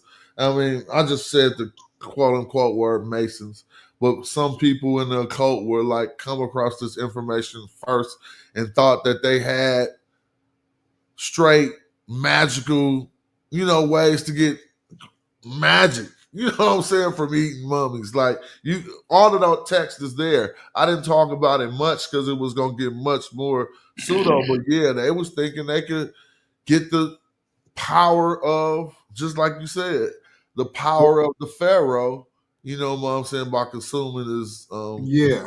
Well, flesh. that's just an idea that floats around, my head, because if they gonna go through all this stuff for decades and centuries, man, trying to whitewash Black Egypt, so that's just another thing that I'm not gonna put past them. That's all I'm saying. And and it just really has me really out there thinking, like, how did the Black Africans just lose the intellectual way of survival and letting, I guess I don't know how to put it, man. And I'm putting it to this day right here, the 2025 right now, and the power of Caucasians over Blacks. It's just something for me to ponder and ponder and ponder into. Well, let me ask you a question. What if you were Mexican? If you were Mexican, you'd be able to ponder the same exact things. Mm-hmm. Or even if you were, some other white people. What if you were Ukrainian? It would be some. So it's not really necessarily that relationship of white dominance is not necessarily mutually exclusive to black and white people. You see what I'm saying? They got their this white supremacy is a worldwide thing, and we are just the opposite of it. You see what I'm saying? Black is just the opposite of white, but it Right. affects all of the other hues that fall up under white too. Right now, their biggest fight is with yellow people, Chinese people, Right. with this tariff war that's going to probably lead to a real war. And so I'm just saying that to say that that white supremacy, even though we are the opposite of it and we are the antithesis of it, it's not just mutually exclusive to like black and white people. Meaning, and I'm addressing how did black people lose their power? No, if we was Mexicans, we could be saying how did La Raza lose its power? It is just something that, and if we was Chinese, we'd probably be like, how did we allow the white man to become the dominant force on the planet too? And so it's not nothing that is just, we just had our own particular plight being how we were exploited and, used. But it's not, the white supremacy ain't exclusive to this I, relationship with I black people. understand that, but what I'm still saying is we on the grand stage because all the, information and everything has been put like it been directly stolen from us, not Mexicans, not Danish, not, it's been like white stole from black. And I put it in a way like that to say, Smash, that you can be Danish or you could be Ukrainian and still come over here and classify as white. So I'm not specifically zeroing in on Caucasian. I'm zeroing in on the complexion of the situation. You understand? Because if you're not passing for white, then if you're not if you don't have your life together and your hustle together, your situation together, then you're having a hard time. But if you having a hard time and you can pass for white, then your time will get better. I didn't use the ethnicity.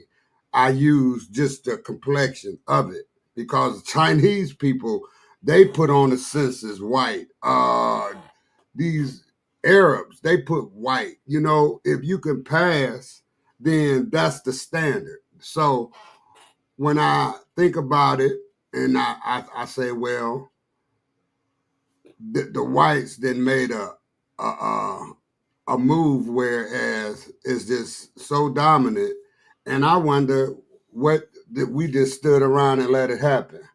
Because physically we are the same, mentally we are the same, but they just like more scandalous. I'm gonna put it like that. They're more scandalous than we are, you know, and that's my premise.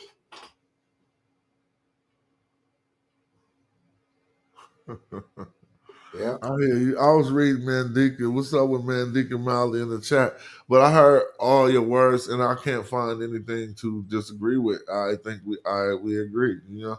Yeah, you know. So I ponder, man, and I appreciate, you know, people with like sa.neter, like you know, who really, even Mandika, you know, what he's in the chat and everything like that. I appreciate people who research and come up with answers. I can't really appreciate people just standing around just looking and never come out with no answer. And I say it all the time. Oh yeah, they want to talk, but they scared to get up here on the stage and say something about anything we talking about. You know, a lot of people do it in the chat, but they won't face up and say something. And that's a big thing. And it's our people who not doing that. So if they not getting up and saying nothing in the chat, they not gonna get up and say nothing in the world. That's all I'm saying. You know, I just appreciate people who do research, and you know, something's gonna come of this thing, and I'm gonna be around to see it. That's all I'm saying. Because we are not no fools by a long shot. Very intelligent. We started this race, Smash. Everybody had a damn head start. We start at the end. And as of 2025, we got a lot of black billionaires. Look at you. You wrapped your way up to a situation where you was able to be, you know, spontaneous. I'm an independent businessman. There you go. Yeah. But that's a gift that we have. Right? I mean, we stopped working 9 to 5 so we could work 24/7. You know how that go. You know what I mean? Yeah, it goes how you want it to go for yourself. You know, but I can't understand. I mean, I understand, but I can't really give no kudos to somebody who just always quiet while this situation is happening in our lives. So I'm gonna just keep listening and keep talking, man. And I appreciate the researchers because I done learned a lot dealing with sa.neter Studios and not just YouTube because that's where I met him at. But after I started looking around, man, Sa was like kind of everywhere, man, on the set with the Black Panthers doing. You know, I just appreciate people who fight. You can even say. So you can even say you're a civil rights guy, a civil rights fighter, man. That's all I can say. And Smash, you keep the good work up, man, because you got people listening. That's all I can tell you. Thank you, brother. Hey, let me ask you, Smash. Did you see? Yeah. Did you see IUIC get stoned trying to go to Africa, brother? Stoned. Yeah, the Africans, they set up their little posts and they was trying to teach they little Jesus and all that out there. When they said Jesus was black and the Kenyans ran him up out of there? Nah, they was just teaching. They was just trying to teach. Okay. And the Africans was throwing stones at him like, get up out of here with that. Get up out of here. Ran they out of there, man. Can you show us that? Let me see. No wonder they hate the African. Well, it's just you know what? That's a good point, Suntan. How did that slip me? If you don't know. Matter of fact, that could be one of the reasons. You know, they've been hearing all that talk about how you talk about them. Yeah. And then you got the nerve. You lucky you made it back home. You lucky. Because out there you could get lost, bro. Then you could get lost. Yeah, because this show nationwide, man. So, you know, like I say, it was in Kenya. Yeah, it was in Kenya. Kenya people know about sa.neter Studio. Yeah. Man, So, y'all lucky y'all made it back. I bet you ain't going back, though. Bet that. They heard about you. You know, they got a lot of Africans here that report y'all right back to their home. Yeah. You know? And here's Genesis is doing this. This is wild. Wow. Everybody, it was like that. Yeah. Keep the brothers in your prayer. This is wild. Right. IUIC. The brethren. Tear gas and stuff.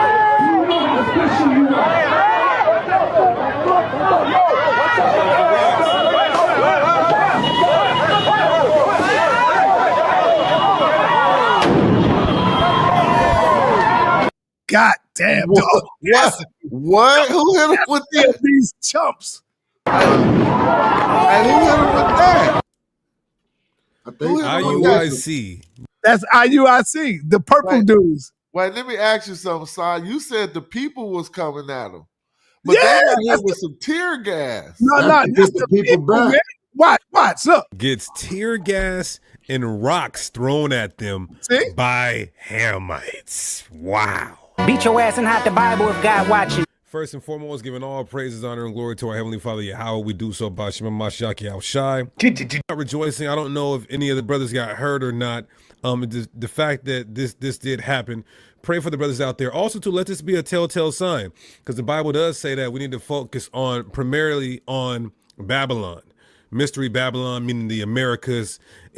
Yo, I want to get somebody for this brother, man. Genesis. You know, he don't want to debate no women.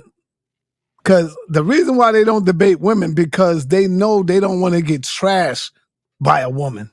They don't want to get dogged and look crazy. Because they say women can't teach the Bible. So they don't want that. You know, when I first approached him with him in Nepal having a conversation, it was good. And then when it almost got time to do it, he fell back and like, yo, nah, I don't want to debate no sister, no woman. See? But yeah, let's hear this part. Provinces, that's where the bulk majority of the children of Israel would be, according to Bible prophecy. We know there's a small remnant of our people littered and scattered throughout the earth. But as we're going to show you in the prophecies, the Bible says we're supposed to be dealing with where the bulk of the Israelites are in the Americas. And so these would be, you know, some of the consequences that come with that. Now, also, too, on the other side of the coin, we do endure and suffer this persecution here as well. Maybe not to this extreme, to that side of Babylon, who have a vast majority.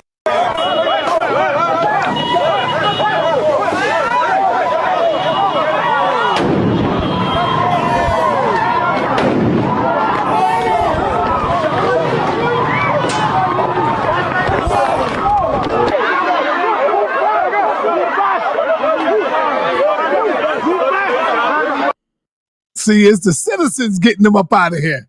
Get up out of here with that garbage. Yo. We got our own culture. Don't come in here with that crazy nonsense. Hold on, let me drop a real like bomb. we saw.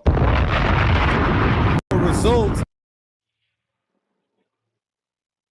I'm a Hamite, man. You think I give a darn?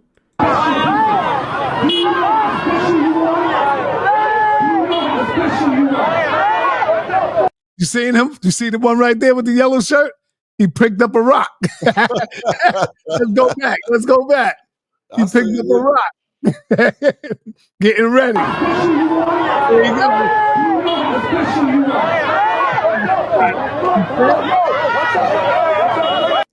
Bro, Kenya, like I said, a small remnant of us are everywhere. But the vast majority of these places where we are scattered are, in fact, Gentile heathens. Imagine saying, you know, yeah, our people are scattered everywhere. So every person in Bangladesh, What is a heathen, Smash?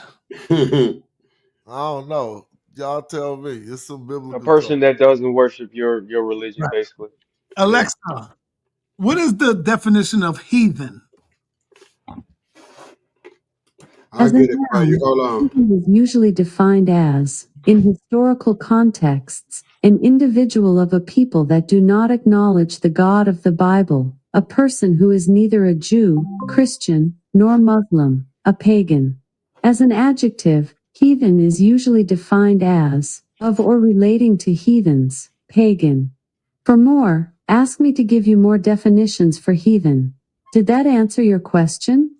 All right, so Keon is right. Yeah, I know it was something like that. I know it. But he's calling them heathens because they don't believe in their God. Why would you go out there? They got their own thing that they doing, bro. Every person in Madagascar, no. Like you would have to pinpoint the specific tribes, check out their oral traditions, check out their customs, check out their history to see if they're the Israelites that are scattered there. And this is what you're going to get if you go to the chief marketplaces of these cities, or these places rather, where you believe our people to be.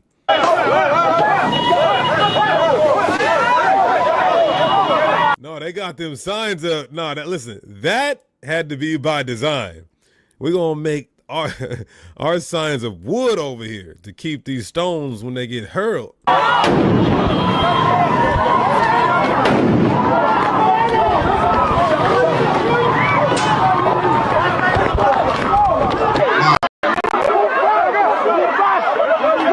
No, I ain't gonna lie. Now, everybody can say what they'll do in a situation like that, but man, some of us gonna run to it, not run from it, and that might not be that might listen.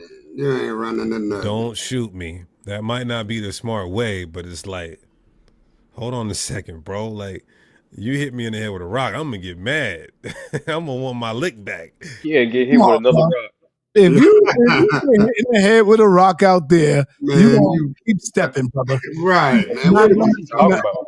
You ain't gonna think nothing about getting no lick back. Getting the hell back to America. Come on, my brother. Let's keep it a buck, man. Yeah, man. He's just gonna have some beige rage enough to go get some rock. What he gonna do, man? You gonna run, not run away from it, run to it. Man, I'm gonna get mad.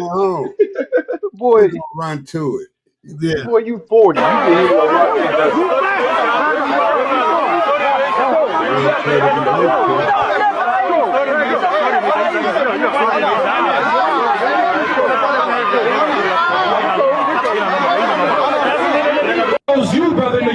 Good thing the police were there to you know, right, de-escalate things. But again,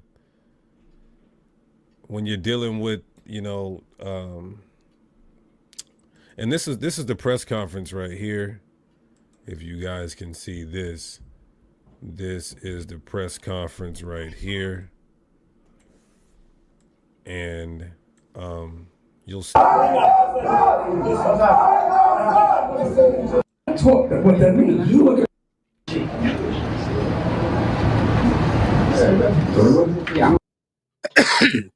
Now, what Nathaniel does is he go out and get some Negro Kenyans, and he go out there and talk to them. Those are the Negroes. You know how we all have Negroes in our group? You know what I'm saying? So you're going to go talk to the Negroes so that they can smooth things over. You know, we got Al Sharpton out here. You know, we got a few Negroes over here that does the same thing. So that ain't nothing. That's what Nathaniel do. But you see, Nathan ain't take his butt over there, though. Right. He ain't take his butt over there. I believe the brother to the left, I don't know if he's a bishop, deacon, but he was the one that was out there teaching at the point when the tear gas and rocks came. I don't know if they talk about it on here, though. Oh, they do. Let's see. Amount of money to pay. Yeah, they just lucky they made it back safe. That's all. Lying, man. Trust me. That was serious stuff, man. Because they could have came by in the night and kidnapped you. Lit them up. Hey, Todd, I want to add that 85% of that country is Christian. and those were Hebrew Israelites. So I'm wondering, because they do have a difference in philosophy, I wonder if they recognized they were Hebrews, if those were Christian Now, believe me, they know Kenyan. who they are. They know exactly who they are. Yeah, they Ain't know. don't So nobody know who no I Hebrew wonder if Israelite those were is on an Kenyan Christian international scale. or Muslims. I wonder which ones they were. Right. It's mixed. Yeah, Don't yeah. nobody know But who a Hebrew Israelite is in an international scale. That is just that's a us thing. Like let's be Yeah, honest. well, they heard That's them like talking about Jesus and all that stuff, you know? that's like saying Indian people know Kevin Hart. Like nah, brother. Like yeah, there probably is some of them, but no, they're not. They're not. Come on now. They you don't they out here underestimate talking the about. internet and its access to the world too, brother. Right. That's Right, right. Man, right. they talking about I'm not over y'all overestimated at that point. Nobody, man, these Then people heard what they why were did they talking about. stone them and bomb People them who and out kick them there, out? What was the brother, reason? all you gotta do is listen to the man. All you gotta do is listen to Zaryak 10 seconds and you want to throw a stone at him sometimes, especially if you know what you're talking about when it comes to this Bible. It's just that it ain't got nothing to do. You got a It ain't little got point. nothing. It, You got a it ain't little got point. nothing to do with them knowing who they was. It's because they talk stupid stuff, Hey, No, bro. hey, I It's think not. you're This is real. underestimating. I think you're underestimating these Kenyan brothers over here and what they know. yeah, I ain't got I'm a trying to tell point, you. man. I'm trying to tell you, Because bro. I didn't Like, heard them say stinking Africans. I remember even at the Kemet on trial, and one of these guys get up and talking about stinking Africans and stuff like that. And that stuff we'll get back over there because we ain't the only ones watching Kemet on trial. That's all over there too. Like I said, this show right here, the internet powerful, yeah. They Hey, yeah, let but me know ask you a I was question. just saying, like, they don't need to know who they are for them to attack them. They attack them because they listen, because they can hear and listen. That's all. That's the only reason. I promise you. they attack them because they know about them, man. They know they know about them. They know about Captain not wanting to feed that little African kid that time. They know about all of that stuff, man. Because we made it big over here because we turned up on the captain and them about not feeding the kid at the picnic, and saying he not my brother. This is showing Kadazak talking about he's more my brother than this. They like, what kind of stuff is this? Hey, Smash, you see the question that Yeah, I somebody want to asked answer you? that question real quick. Go ahead, brother. Said I got an off-topic question on the Kim variants. Is there an instance and or a text that describes the Asiatics or Greeks or Romans or any non-African group or individuals as Kim or just Africans? That's a good question. Now, there is one instance where one of the Ptolemies described himself as Kim. And some try to use that instance to say, oh, see, look, it didn't mean black because he wasn't black. But other than that one instance, the Ptolemy must have had that commission for himself to be called Kim in that instance. In all other instances and renditions, it was used for Africans, but Africans wasn't a concept. I know Africans wasn't a concept that they had. So no, they would not call any Greeks or Romans or Asiatics Kim at all. No. No, because they wasn't black. Hey, and brother Smash Rockwell, brother, I didn't get a chance to address you, brother. It's my first time talking to you, man. Peace. And I wanted to say peace to you, peace to everybody in the channel and the chat. And your presentation was amazing. I appreciate that. Thank you.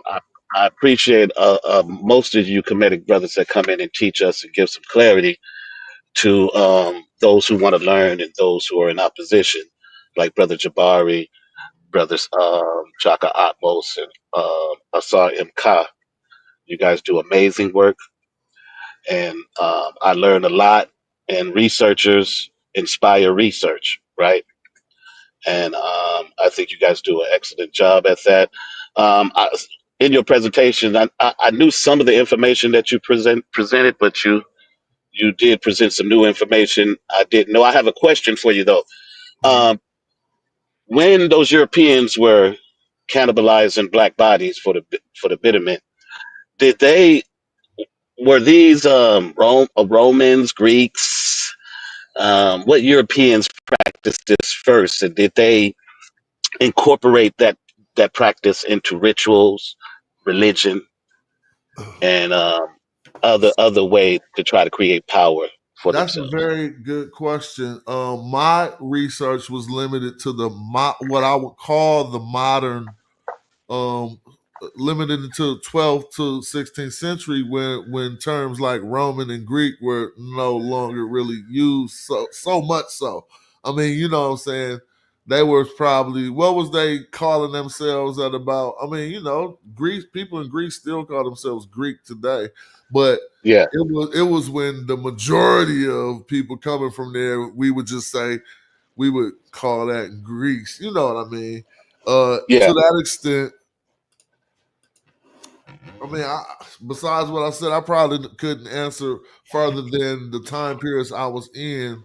Going Okay. back into like around anything before the 12th century, I don't have much research to know how Europeans did address Bitumen in that regard.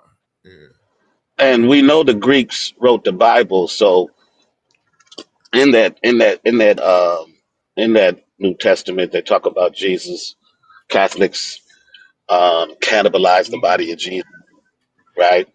Uh-huh. And I'm wondering if any of that.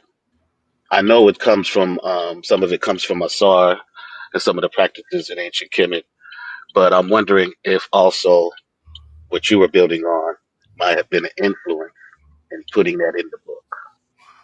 Dang, that's something you bring into my attention, and something that I would probably encourage you to look up more, because I had not come across that either. And none of my, you said someone being cannibalized, if I'm heard it correct, in the Bible. What did you say? Well, you know, the Christ the body. Catholics will drink the blood of Christ and eat a cracker that symbolizes his body, right? Oh, and so you said metaphorically, this is a Yeah, type. there's a symbol of cannibalism. Yes. Oh, That's I a would lot like to hear different. more on that. Because I mean, you know, I remember eating that cracker and drinking that blood, and if I'm drinking the blood, then I'm on. That's the first time I ever drank the blood. It was in like a Christian church. Right. So even the Hmm. first time they ever put a concept of drinking blood in my head was in the Christian church. So I see where you're coming from, but I wouldn't know no roots to that. You know what I'm saying? Right. That's a Yeah. lot. It's Okay. different. The Yeah, I bacon. think it's a lot of convoluted history in that, and how Europeans take from a lot of different parts of what we do and mangle them all together. But I think Brother Jabari built on that. But I don't remember all of what he said. But I'm gonna do some research on that, and I'll come back and And share drop what some you have. information. And you know, whenever I'm on my page of Smash Rockwell, if you come up with something, let me know. Yo, when I come on, it's like a workshop. I like to inspire thought in a certain direction. If I turn out to be the thought leader, then that's cool. But I don't never really like to, you know, act like I have any scholastic background or anything else. I just Right. like to say, this is what it is, this is what I found, and even someone in the chat can help me along and help us to come to certain conclusions. So thanks for the contribution. Yeah. No Good. problem, brother. You have the sources to point us to. So you're not. It's not like you trying to lead. You point out the sources that we can go to for ourselves. So that's how I learned with you. You know, you point the stuff out, and then I go back because I go back on everything that I hear that's interesting. You know what I mean? Uh-huh. So somebody pointing you the source, just like Jabari, he points the source. Uh-huh. You know, so you got a foundation to build on. You know, I just don't go by nobody just spitting, man. I can hear that myself. Somebody Well, asked they're the gonna. question real quick. I don't really get the question because he said Smash the Hyksos originally were Southeast Asians like the Native American Indians. Can y'all help me to understand how the Native American Indians were Southeast Asians? Man, I, I, I don't. I haven't come across any information from that. Yeah. Um, Maybe he's talking about before the migration over the Bering Strait or something. people he change may their be names talking about that. every week. And is he talking about the Hyksos? Yeah, he said the Yeah, Hyksos. and I'm trying to see how you get the Hyksos inside. I mean, you just got yeah, I'm with the land bridge. I see what you're trying to say, but you talking about the Hyksos. And so you're going like 15,000 years, maybe 12,000 year jump. You know what I'm saying? For me to try to identify if the Hyksos was like some people from 14,000 years before them in a whole nother region, I'm definitely not qualified to do that. You know what I'm saying? Yeah, I haven't heard anybody lecture about the correlation of Native Americans and the Hyksos, so I'd have to see somebody bring some information or do I some don't think you research to need to see if see there's it, any brother. I'm gonna correlation. be honest with you. Yeah, that. But that's a good try. I won't even wonder why you asked that. And with your name is Asiatic 777. Because So he said click the it's link, only. Asiatic. Feel free to build. We ain't gonna try to go there or nothing. But you I seem think to have some information for us, Asiatic. Click the link if you can. Go ahead, brother. I was cutting you off. yeah, I think he's just correlating the fact that because he said it that I guess the Hyksos is supposed to be ascended from Asia or it's supposed to be Asiatic in some kind of way, and then See, getting the Bering Strait and Asia's part of the we Bering got Strait. if he's going to Yeah, approach that argument like that, we're going to run into a lot of problems a from lot the of problems, offset. exactly. Yeah. First It's problem we're gonna run into is him addressing the term Hikakasut as if it was a people. Like that's not really Mm. a people. It translates back to the ancient Egyptian ruler of foreign lands. Hikakasut. Kasut is a foreign land. And Hika. So we probably hear this word a lot because there's two ancient Egyptian terms for Hika. One sounds like magic, and the other, either you talk about magic or being a ruler. So you hear somebody say Haka and they on their sa.neter and they ancient Egyptian, they either talk about magic or being a ruler. So Hika Kasut got translated by Josephus as Hyksos.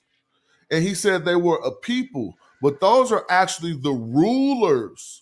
Those are not the people. And if you still believe that, you had not come across some of the newer information on that. So Asiatic 77, I would ask if you could look at Danielle Candela Canderola. I hope I said her Canderola. I'm probably saying her name wrong, but if you Google it and put Hike Stokes, let me spell it so I can say her name right for you to give the source properly. But I can spell it, but I can't say it. So yeah. it's Candelora, Candelora, Danielle Candelora. I can spell it, but I can't say it. Danielle Candelora. Right? Look at her work on the Hike Stokes, and she'll help you to understand that they were not necessarily a people called Hike Stokes. But see, I don't got much more to say on that. It's just strange. All right. Smash. What up? I got a question, man. I'm starting to rethink things, man, What's up? about the pyramids, Giza. Oh, here they go. I'm starting to rethink things, man. I need your help on this. Come on with it. I want to hear Let's what go. you got. It's about to happen right now. You about to talk about it. Come on. I Yeah. need some help on this, brother. I know Come what on you're with about to say. New Come on information with it. came out Oh, where they found out that the pyramids is so deep underground. The depth of the pyramids, I think they said 2,600. Man, let me just play this clip right quick, and then we're gonna have to talk about this. You gotta enlighten us. And I want y'all to know I got Jabari coming Thursday, but I don't just want Jabari. I want Jabari, Brother Reginald, the one that took on Elder Yara. He's Kemet. I want to put together a comedic show. Hopefully, Smash, I'm asking you now if you could make it. Don't say yeah and you can't make it. yeah, I'm gonna try. I definitely say I'm gonna try. It's gonna be powerful, man. Come on, this is gonna be this Thursday. Yeah, that's good. I'll be there. I'm gonna bring in a lot of people, and then we're gonna deal with this right here, what I'm about to show. We're gonna deal with a lot of other things. I would like to give you the part, Smash, where you talk about the laws of Kemet. Because when you listen to the Hebrew Israelites, they think the Kemetic people never had no laws. No law, you know what I'm saying? They knew we had laws. They know they ain't They telling know the they truth. have laws. They've Yeah, they heard know them they laws. ain't telling the truth. And They're that's not the being first thing they honest when do they is do say, that. well, we got laws and we had you know. Hey, Si, before you play that, let me ask you this question. Is what you talking about where them pyramids buried and they was kept trying to suck the water out to get to it, and then it's a source of water that never would let them drain them that this lake where the pyramids was at. They're under beneath the water, but they can't drain it because it's a source of water that keeps coming back. If they took machinery and everything, is that what you're talking about? No, I don't know. I didn't see the whole clip, but I was looking at Okay, some well, go story. ahead. I want to see what you're All right, talking let's check this out. The Joe Rogan Experience. about. Talking of pyramids, dude, this new pyramid shit that's just come out. Oh, this is insane. Yeah, I was going to send this to you as well, Jamie. I'll send you one of the most comprehensive breakdowns of it on X because it's quite stunning. So apparently, through the use of LiDAR, they have discovered that there are enormous structures underneath the Great Pyramid that go kilometers deep into the earth with coils. So enormous pillars, and then these coils. They don't understand what it is because they're just looking at LiDAR images. But whatever this is a uniform structure. There's several pillars, and all of this is like very, very, very weird. Yeah, 600 meters descending down those cylinders, and then there's more stuff below it, and then there's additional structures inside of it. Yeah, that was crazy. It's really crazy. There's a guy, Jay Anderson, and he did a breakdown of it. Maybe this would be good. So I'm starting to second think now as I'm looking at this. Can humans really do this smash with no tools? No tools, man? I mean, what's going on? You sure it's not aliens over there, brother? So I got a question real quick. How did you vet this information when it hit you? Joe Rogan is very pseudo. Very pseudo. Hold up. Damn. I was just stunned. Just all kind of thoughts was coming through my mind. Like, damn, how can Africans bring boulders that's weighing in tons, and you got thousands of them? So meaning, was your first time seeing it on Joe Rogan? Yeah. Okay, so I know how that works. So how did you look to see whether it was true or not, or you just took it from Joe Rogan? No, I didn't look at it and see if it was true or not. I just sat back and looked at the information. But you know what? The Joe Rogan in them is getting it from another source. So they get ready to show it right now. Let me play it. All right, I'm just gonna say that source ain't up to your standard. That's all I can say. The source they're using, and I'm not knocking the doctor. I'm knocking the way he presented his material. If this was true, he should have presented it in some academic forum. He presented it at some little New Age conference. That like imagine if Anthony Browder had a breakthrough, and that's no disrespect to us. But imagine if he had a real breakthrough and he presented it at Kenyan on trial. All right, let me play this. Play this. It makes a little more sense when someone's explaining it to you. Oh yeah, I mean we need somebody that's an expert here, not me and you. Zawi Hawass, by the way, has said it's nonsense. So I don't know. Already? Yes. Zawi Hawass already said it's nonsense. See? Mm-hmm. Yeah. There you go. According to Graham Hancock. This is the wonderful thing about having Graham Hancock. I texted Graham yesterday. I was like, yo, what's going on with this? Yeah. So click on that and go full screen, please. How significant of a discovery this is. Dun, dun, dun. I love the music. And geometry, so you know it's real. You got to appreciate the dramatic intro. Project Unity.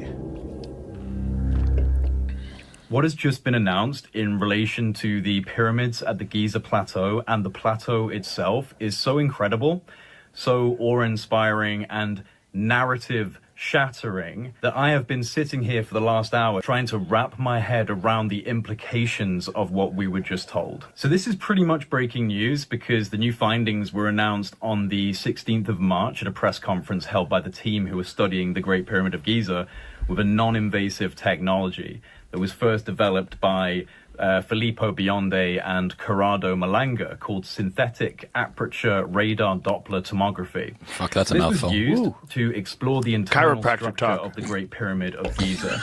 And whenever you want me to stop, Smash, let me know. Stop. You know. All right, yeah. This method leverages the analysis of micro movements typically generated by background seismic activity to achieve a high resolution full 3D tomographic imagery of the pyramid's interior and subsurface components. The recent findings from deploying this technology are nothing short of mind-blowing, because what's been discovered is that there are huge structures coming down from the base of the pyramid deep into the bedrock. In fact, over 600 meters deep, which then connects to structures that extend up to 2 kilometers below the surface of the ground. 2 kilometers. Massive internal structures connected to the base. You there? Yeah. Go ahead. I stopped it. So let's just focus on this real quick. The image that we're looking at right there, that computer generated graphic with the yellow coils going around these purple and the pink at the bottom. That is not what what type of aperture radar they use. That's not the graphic it produced. This is a graphic somebody just made all of these graphics trying to realize the actual image they're giving to us. Now, if you go look at, if we can find the literal actual image, it looks like, first of all, I'm not even a super skeptic. I kind of roll my eyes at it, but I'm not the biggest skeptic of something like this. But I'm just simply saying, if we go and look at the actual image that the SAR, it wasn't even LiDAR. LiDAR is light image detection.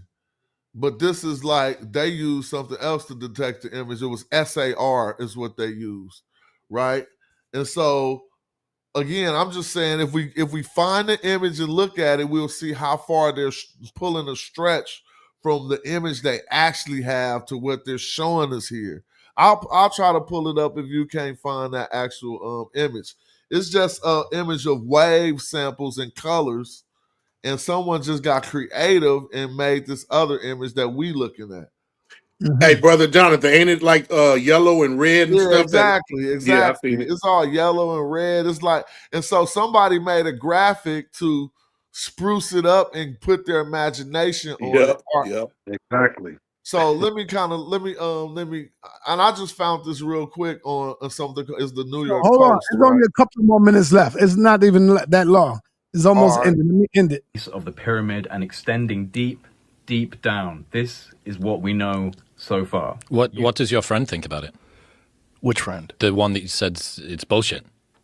Oh, that's not my friend. That's Zawi Hawass. Okay. Zawi Hawass is the head of antiquities in Egypt. He's like the head guy that talks to the archaeologists and gives the official narrative. In the past, he's been extremely hostile to Graham Hancock, but Graham Hancock and him have now become friends. Oh, yes. I do know. Okay, so yeah, there you have it. So I'm saying, Smash, how deep you think let me show you. it goes down? You're going to say, okay, when you see this, share the screen real quick. Now, this is what the thing brought back. Blow it up. Make it bigger. It's from the New York Post. I don't know how credible they are to y'all out there. Yeah, you need the Times. Yeah, okay, well, I'm sorry. But still, they not faking this image. And to get us to, you don't see when I changed it, you still see the old screen. Hold on, I'm sorry. I changed it. Now you're going to be able to see it a little better. Now look, this is all what their radar brought back. And they went and made some graphics and got us looking at They Coils. interpreted this exactly. They made this in an all. Now, how they know it got yellow coils surrounding it, going all the way to the bottom? They just made a crazy interpretation of this data, and so that's all. If you see that and see what they showed us, it's crazy. Yeah. How deep you think the pyramids go though? With your research. I don't. You can look up something called the Tomb of the Birds, which is something I had never even heard about in my research. And I've seen some Egyptologists on YouTube at a place called the Tomb of the Birds. And they went into a whole nother underground cavern that no one be talking about. I definitely know that the pyramids were covered at one point, right? Right. And if you would have asked me that question when only the tip of the pyramid, but not the Giza was covered though, right? Man, all the pyramids was covered. I'm not talking about completely. Smash. No, they did a great excavation on that and the Sphinx. Of course, you know how big Giza is, but to uncover Giza, brother, you know what that would look like, Smash? I'm not saying covered to the top, bro. Okay. Yeah, I'm saying certain levels to get to the bottom, to the ground level. Mm-hmm. And also, I mean, I can show you pictures of when some people, travelers in the 1500s, encountered the Sphinx, and it actually had its nose on it still. And they showed it. They could walk up and touch the head, and the pyramid wasn't looking as massive in the background. But all right, I could be corrected on that if I'm wrong. But what was we just talking about right before that? I forgot. Speaking about in regards to that sonograph that was just shown from sonar. That's what I'm saying. Yeah, so y'all willing to accept from what we just crazy. seen? Oh, go ahead. From looking at something that was shown forth for sonar, and they just drew a whole analogy of saying that it was something entirely different from sonars, and I'm just baffled that sa.neter is even showing this right now. Well, I'm kind of like, brother. I'm trying to make y'all think right now. So, Smash, the Haramakit. What is the Haramakit, Smash? It is Horus on the horizon. Exactly, and that is on the horizon. The Sphinx, what they call the Sphinx. Yeah. Now, I was told that was also the face of a woman. What do you think about that? I disagree with that. Okay. I don't know. It just didn't look like the bone structure that would make the artist to make me want to think that it was a woman. There is a documentary that a lot of people like to call pseudo because it got some alternative views in it. But when they get to talking about the Sphinx, they did some very good work on it. I think it's by this French guy. Y'all seen that documentary by the French guy who talked about Black Egypt? No, I didn't. Well, a lot of people throw it off because he goes as far as to say Egyptians tried to make a trip to America. But nevertheless, they did some reconstructions when it came to the face of the Sphinx, and they had concluded that it was 100% what they call Negro. And these is some European people. Was that Robert Bauval Smash? Not Bauval. It was another dude. His last name was like Femi or something. He just did a new documentary called K5 that people write off as pseudo because it got some questionable information in it. I don't never share nothing but one segment with this where he's talking about Sheik and Tijot. And also what I'm sharing now of how they did reconstructions of the Sphinx and they deemed it to be Negro or what have you. Smash, do you think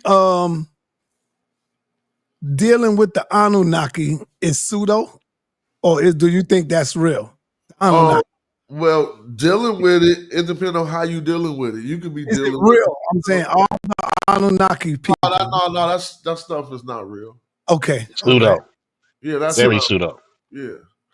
But dealing with it, I mean, look, my man Chuck Morgan deal with it because he got to the bottom of it, but he just proved that it ain't real. Sometimes you gotta research stuff until you figure out what's right and what's wrong. But yeah. I got a question for you, brother. What do you know about Proto-Kemet versus Proto-Sumer? Which is older? Who is older? And, Well, there's a lot of different. Yeah, his name. Somebody just put his name in the chat. Femi Crash Nikki or whatever. And about Proto Sumer and Proto Kemet. You know, obviously, I think my research is gonna. You know, I don't want to say bias is not a real thing. My research lends to my bias because my research has shown me so many more things that are older when you talk about proto Egypt than my research has shown me about proto Sumer. And that's not to say I haven't researched it. It's simply to say that it's weighing on the side of things in Africa because people have been in the Nile Valley for 100,000 years, right? I mean, people migrated up out of the Nile Valley to get to Sumer. Facts. So I'm like, how can we even? I don't even get it. You know what I'm saying? Like, you can't even get to Sumer. Humanity can't get to Sumer without leaving about the Nile Valley. And so, I mean, it could have went around through the Arabian Peninsula, which some say that happened too. But my ultimate point is, how far proto? You know, how far are we willing to go back? If we're just going to deal with time periods and maybe around the African human period, giving us about, well, let's say about 11,000 to about 4,000, some BC. If we're going to include that in proto, there were still people, even Shamaka Kieta said there were still populations there at that time when people migrated in from the Green Sahara. You know what I'm saying? And so now if you go back to them same time periods in the Arabian Peninsula, I would not know what those people were called. They wouldn't be the Natufians. They would be more like, I guess, in the Fertile Crescent or Levantis type area. But lastly, the last thing I could say about it, they'll take Uruk back to about maybe, these are some of the first civilizations out of Sumer area, Uruk and they'll take back to about as far as possibly 8,500 BC when we talk about proto. But then if we talk about proto-Egypt, we got a problem because they don't like to include the southern kingdom of Kush as progenitors to Egypt. But nevertheless, you can go down to the areas of Kush and look into the work of Manu Ampin and others and also get back to about 8,500 BC. So now it's going to start coming down to people just moving years around just to win the argument. But Right. let's just say it was fairly close in both regions. And what we do know is that, I don't want to say civilization, but humanity came down the Nile River to enter into those areas. So, Yeah, Hey, what hey, I've noticed Smack. Oh, is go ahead. a lot of people who are prosumer try to argue proto-sumer versus the dynastic period of Kemet, and I've seen brothers like Jabari break them down and show them proto-Kemet and how it's Well, older. that's Zion Lex, my brother. Zion Lex would tell That you is that's what Zion Lex would tell you, that Sumer was before Kemet. yeah, fact. he Yeah, I've seen do Zion try Lex to do do that. that. He Huh? tries to do that a lot, and he's not the only one. He got a lot of source material he can use Right. to try to prove that point. But then there's others, you know. Come on, man. This argument, and we really know what the basis to this argument is. Did Yeah. Africans Fact. start civilization or Yeah. not? If you Right. don't want Exactly. Right. Africans to have started it, you got to say Sumer. Yeah. So, I Exactly. mean, just to be frank, you know what I mean? Yeah. Yeah. I mean, even the cuticle form versus the metronetra. You can look up on you ask Google what's the oldest writings, and they will pull up the cuticle form. They will not say the metronetra. Well, that's strange because cuneiform isn't even the oldest writing in its area. Before that, the pictorial script of the Sumerians was preceded cuneiform. Right. I agree. And I so, agree. I don't even get it. I think it's a ploy to try to do what you're saying, to try to not establish that Kemet is the originator. Yeah, and we found books Right. we found books that give other evidence to show them truncating the antiquity of Kemet, making it shorter, so to speak. You know what I'm saying? And there's some Christians using this information too, because Jabari saw the documentary with Chris Broussard and some other preachers who were trying to use this information to try to reinforce Christianity. What information? On Sumer, cuticle form, how it's older than Kemet. All of that whole argument, the antiquity of the people in that region, that whole argument was started in almost ancient times. Not ancient, but around the 1st to 2nd century, 3rd century, BC, not AD.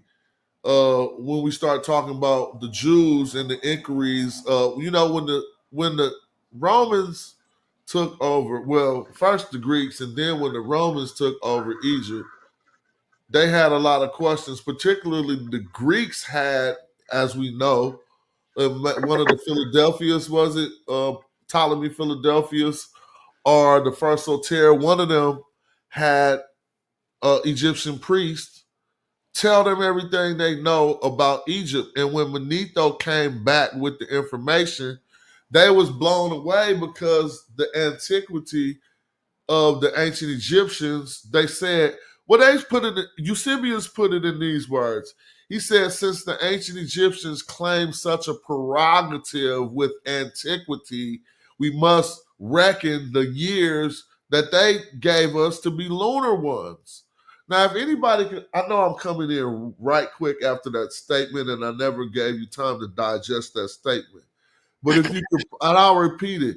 He was like, since the ancient Egyptians have such a prerogative with antiquity, this is his words, and paraphrase, since they take such a prerogative with antiquity, we have to reckon the years they given us as lunar ones. Now, what if you can? I know some super brilliant people like y'all just digested that hella quick and said, hell no. So years, what is a year? A year is 12 months. But he said in this sentence, we need to recognize their years as lunar. Well, a lunar year is a month. You know that, right? So we talk, a year is the duration of the us going around the sun, correct? Correct. Well, a lunar year is the moon going around the earth. And when the moon repeats in 1 month, that's a lunar year. So what he told those super bright people who was listening was divide that shit by 12. Excuse my language. He said, take ancient Egyptian history and divide it by 12. That's let what me that let me ask you this. Let me first say this. The Great Pyramid of Giza, one of the most iconic structures, I'm reading, one of the most iconic structures in the world, is estimated to weigh roughly 6 million tons. 6 million tons, brother. Right? Yeah. The number of blocks the Great Pyramid is composed of approximately 2.3 million stone blocks, brother. 2.3 million stone blocks. One of the blocks weigh in an average of 2.5 to 15 tons each. I asked you the question, not to mention that they were cut precise to fit in squares. Do you really believe that Africans did that, brother? And if so, how were they able to move them blocks, brother? Them tons with the tools that they had. There wasn't really no tools there to cut that. So I'm just asking. Yeah, I believe Africans did that 100%. We could see Africans who claim to be the actual architects of those pyramids, and we could see throughout time not how they constructed the pyramid, but how they moved megalithic structures, really big structures. I could take you to all kind of texts that show you them moving a huge, one of them colossal statues. They got it on some wood and they rolling it. And and we could see that. And so even though we don't have the same exact thing for the Great Pyramid, we do have a brother, I think his name is Hemi Usi. Dang, I gotta remember his brother's name. I'm gonna pull him up right now. Who actually claimed to be the architect of the Grand Pyramid. I know his name start with a Hemi, but I forgot how to pronounce it. So I'm gonna pull that up for you. So since we got some people who said, look, me and my men built this, and this crew over here helped, and they got paid this much, do we not believe those records? Do we think those records was just fronting and acting like the, oh yeah, he said Hemi Uni. Yeah, thank you for putting that up in the chat. Hemi Uni claimed to be the architect of the Grand Pyramid, and we got his stuff. So I'm asking you now, Sa, if some Africans left text, it don't mean it's true, but if they left text carved in stone saying, look, check this out. I built this, and this crew helped us over here, and they got paid in beer on this day. Do we believe those records or not? You're on mute. I don't know, but is there a possibility that the powers that be could have built that? The powers that be? Yeah. Yeah, the powers that be did build it. I'm not talking about humans, brother. Ah. Yeah, I was going to say, who is the powers that be? The powers that be was the Pharaoh and them black people. I'm not talking about that. Is it a possibility that aliens could have came? There's no evidence. There's no evidence that aliens did any of that. Say that. All right, well, let's ponder that theory. I mean, we want to be fair to it. My brother did say there's no evidence, and I just said at least we got some, whether we believe it or not, some brothers who made claims to be the architects of that pyramid. We don't got no aliens that claim to have built it. So why would we throw out the human claim for something that we don't have no evidence of? Because you don't have evidence of them building it either. You don't have evidence of, no, hold up. You don't have evidence of you see them cutting them stones. And if so, then where's the tools that they cut it with? All right, we're not saying that we can answer all the questions about the building process of the pyramids, but you don't have there you go. Like, you can't answer all the questions about how your car, Yeah. You can't answer all the questions about how your car was built. Yes, you could. You can't. I can't A mechanic could. Yeah, that's what, but Yeah. an architect probably could do the same thing. Well, I say some can say no, he couldn't about the Great Pyramid. So I think Smash, what it is we go into the belief system just like the Muslims, just like the Hebrews, and just like the Christians. So now it's all about our faith in our belief system that we built this and that the Africans did this. Think about that right there. But sa.neter, how do you draw that analogy or correspond that into what was just being shown in regards for the pyramids being built? The actual tools are right there in the Met Museum. You can actually see them for yourself. Brother, I seen them little tools, brother. Come on, man. Yo, listen, man. No, those tools don't show how they cut precisely. I say the tools were mathematics. My man, hold on. I seen those little tools, brother Lau. I've been to the museum many times with brother Jabari, with Infadiji. I'm gonna show you some stuff. Come on, man. I don't see those. Those little tools will not be able to break or crack or cut none of them boulders, brother. None of them boulders. My thing is this: these are the same analogies that some people would use in regards to saying that it was cocaine and mummies. Yes, it was. And brother Lie, guess what? No, it was not cocaine and mummies. The actual derivative Them That's tools that you see foolishness. That's over pseudo. there, them tools that you see in there, I could open up my goddamn, go in the kitchen and open up my knife drawer. You'll see tools just like that. For you to sit here, for you to actually sit here and say that the actual derivatives of cocaine was in mummies is pseudo and it's I don't know foolish. if it was. I don't know. I take that back. You're right. You're It right. wasn't. The actual binding chemical that was used was a plant that's in a region and it's called cot, is what they use for mummification.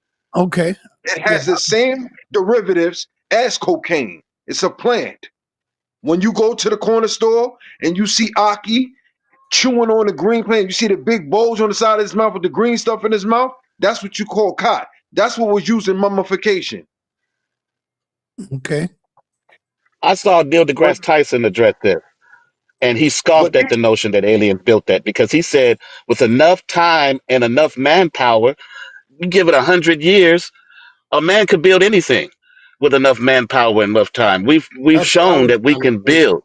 So that's more practical than to think that some foreign being came down here, built these pyramids, and then disappeared, because there's no evidence. That's just all imagination from human But beings. you're supposed to But we get. have tangible evidence that man built structure much greater than them, But early and late. you're never supposed to get any evidence. Some things are meant for you not to know, brother. That's true. But we can't speak on them until we have evidence. We can't say, well, I mean, it's a whole bunch of ifs and possibilities, but to disregard the evidence that we have now versus if, it just doesn't weigh the same. sa.neter, am I able to be heard, sa.neter? Yeah, not yet, not yet. I want to bring on Pharaoh Kemet. Pharaoh Kemet, what up, brother? And you could go next, Neil. Peace to the panel. This is the first time I've ever been on here. I've been watching for like 10, 12 years, man. Y'all are brilliant. All you brothers are brilliant on here, but I just got one thing to say.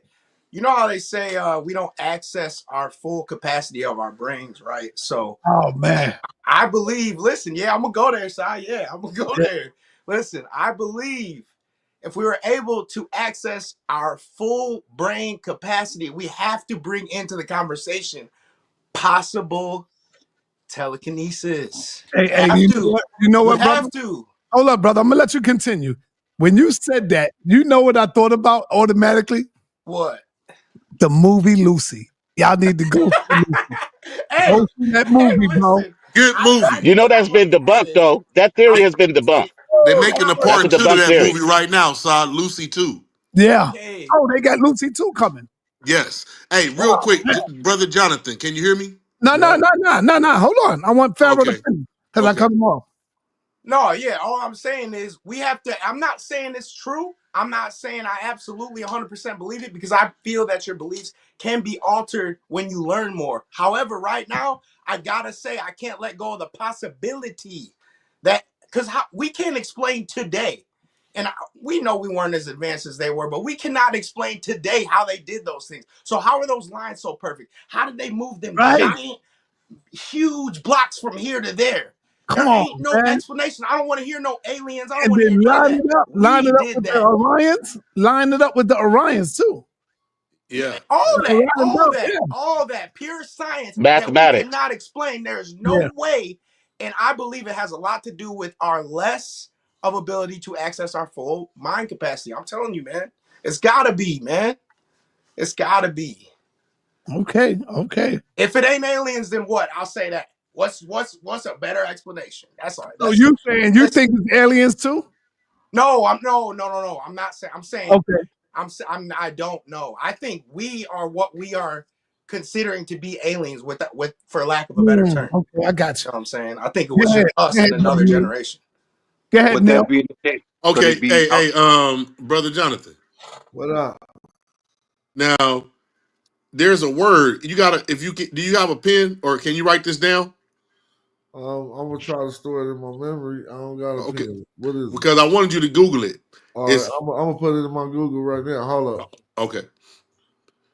Go right ahead. Sorry. SEPET. That's the first word. SEPET. Space. Supply. Yep, Space. yep. It's space. Sepet, yeah. Space Kheno. I just Googled. So it said it's referred to as Ophiuchus, a large. Ophiuchus. Oh, okay, Ophiuchus, whatever. A large constellation known as the Serpent Bearer in ancient Greek. Ophiuchus is often depicted as a man holding a snake. What's up with this? That's the one, the 13th zodiac. They found that in the tomb where the 36 decon are, way older than Babylon. Babylon's not the father of astrology and all that.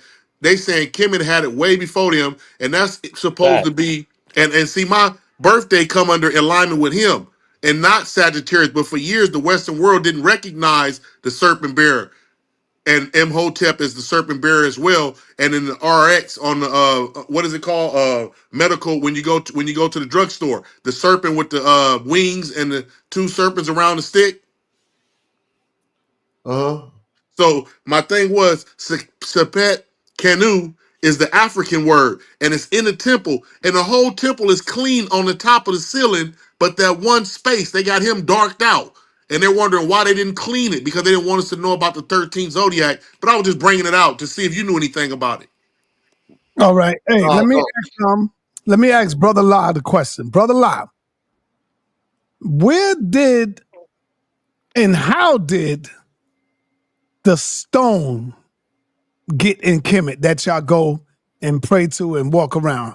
Where did that come from, and how did it get there, brother? Kemet or Mecca? It's in Mecca. It's not even in Kemet. So you started off a premise. Oh, my bad. Damn.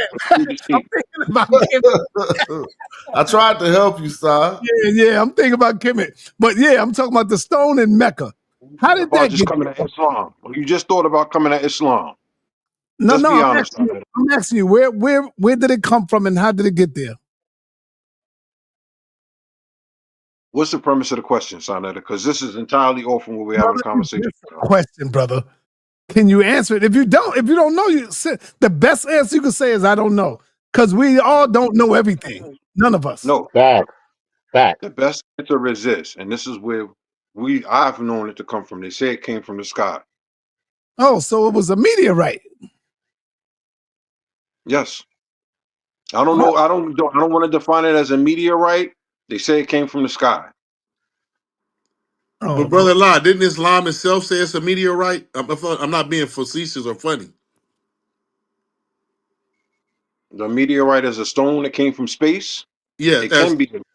Okay. And if you read that in the Quran and the Surah, I would love to know what it is. I can pull it up right now. I never read it. That's why I was asking you. I mean, in my journey with brothers from Islam, I thought that's what they had always said. It was the word meteorite, but you may know something. That's why I'm asking. Y'all knocking me off, brother. How old is that stone since it been here on Earth? How old is it, if you know? I don't know. Okay, so the question, that's why I was asking you, because the same way of the meteorite, think about them pyramids, brother. I'm just having second thoughts now as I take a deep look at this, as I lay down and close my eyes and meditate, and I'm like, ain't no way in hell, I could be wrong, that human beings did this, brother. Okay, with that being the case, Pharaoh Kid is shaking his head. Like, it is amazing, sir. It is amazing. Well, let me ask a question. Hold on. When you look at the Temple of Luxor, if we was to start pulling this stuff up, and you'll see how big it is, and then you look at the ceiling, and you'll see the zodiacs and everything carved. Yeah. Man, listen, man. Yo, how was they able to do this type of stuff, brother? What else the aliens built? And why they only built that? I'm not saying they did it. I'm saying, is it a possibility? So that's why I'm just leaving my mind open. I'm leaving it open, brother. It sounds like you binge watched Ancient Aliens, sir. Nah, I got to give Si this. I got to say this, Si. What happened, what I believe, I think Dr. Ben and them spoke on this in one of their books. When the French and Napoleon went there, he went in there with so many scientists. I believe this new world has hidden the real tools and told us they had those. I think the mechanics and the technology today, we may have had machinery back then. That's a possibility. Now, where's the evidence? Possibility. y'all Well, say when they built it. that's the first time an army invaded somewhere when the French invaded Egypt, where the general brought in nothing but scientists to survey and go in the tombs, and what was that about? Yeah, where's the And also, well, also we know that Rome Alien. has a lot of hidden Yeah, Rome the has a lot of Vatican. hidden artifacts. Yeah, the Vatican has a lot of hidden artifacts Yo, there. thank I you. mean, we Thank you. always heard about the Black Madonna, but not until Russia actually brought it out that we actually seen it. We've heard Yeah, about it, yeah, right? yeah, But yeah. but Russia actually brought it out, and now we actually seen it. So we know they do have things that are hidden that the world hasn't seen. Yeah. Yeah, That's you a know that fact. would have leaked. That's That a would have fact. leaked out by now. That stuff would have leaked out a long time ago. Oh no. The No, Vatican, this man is no. deep in there. Excuse me. What when you Study it. say that, what about the Masonic words that if you get killed if you leak that out? That ain't leaked out yet. Yes, sir. Yes, sir. Yes, sir. I'm just Man. about to compound on that more so. Go ahead. From the So standpoint of I'm just here to make y'all think. That's all. Go ahead, brother. can I ask y'all a question real quick? I was trying Yep. to ask, and I'm trying to get side to ponder this. When the aliens was building the pyramids, if we're gonna ponder that concept, where were the humans helping or what happened? There was no humans there.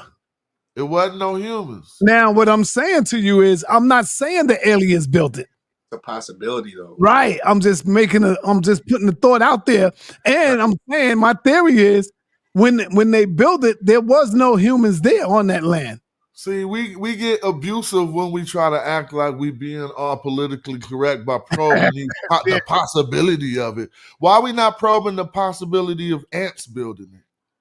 It's just as There you probable. go. Because that's unrealistic. Right. But aliens building How it is realistic is realistic. Alien? I think You it's a How you lot just more realistic is realistic. Alien? We See, don't have no common alien. We can just say, see right there, no, we don't know an alien. yeah, Nobody you saying it's realistic that aliens built it? No. I Thank said it's you. a lot more realistic that aliens did than ants did, brother. That's it. It see, is a No, you it's lot don't more not. get realistic. No, it's not. What yo, I, yo, hold I on. never seen How? an Yeah, alien you'd and have I to have show that seen an ant. correlation. Yeah. Yeah. How Because you you're know it wasn't giant I'm just ants? going off of the alien part, right? I no, you're said there's a projecting the aliens possibility. to Hold be on, hold on. smart. I'm Oh, not Let him saying speak, I John. Let him believe it. speak. What an alien means, I'm gonna go back to some extra terra astral. yeah. Something from outside of this planet. Go To ahead. be There honest, you if you go. want to get into what's up?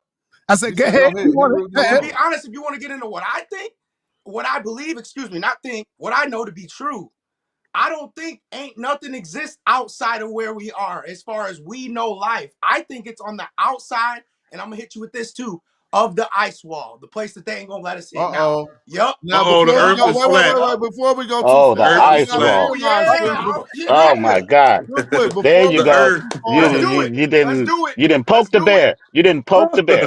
I Let's don't do want it. us I to go wanted too to. far I needed. past I've that been ice waiting for wall this because for we got years. to Let's stay get it. on this side and Let's just get it. things real quick. Let's get it. Now, I was only saying that to say you was offering it like, well, it's a possibility. So if you want to say ants is not a possibility, there are more probable things like human beings to have built the pyramids than aliens. And Jonathan, with that, what'd you say on the wall of Philae that they had a formula of how to make like that stone into like a watery substance and then I've heard stuff about that. I haven't checked okay. that for myself, but if you got that knowledge right there, I definitely heard about that. Basically, they show how they can make concrete, but I don't know. I can even show other stuff where they making statues, and we can ask ourselves: are they mixing the paint for the statue, or are they actually mixing the substance of the statue and making it out of some type of a concrete?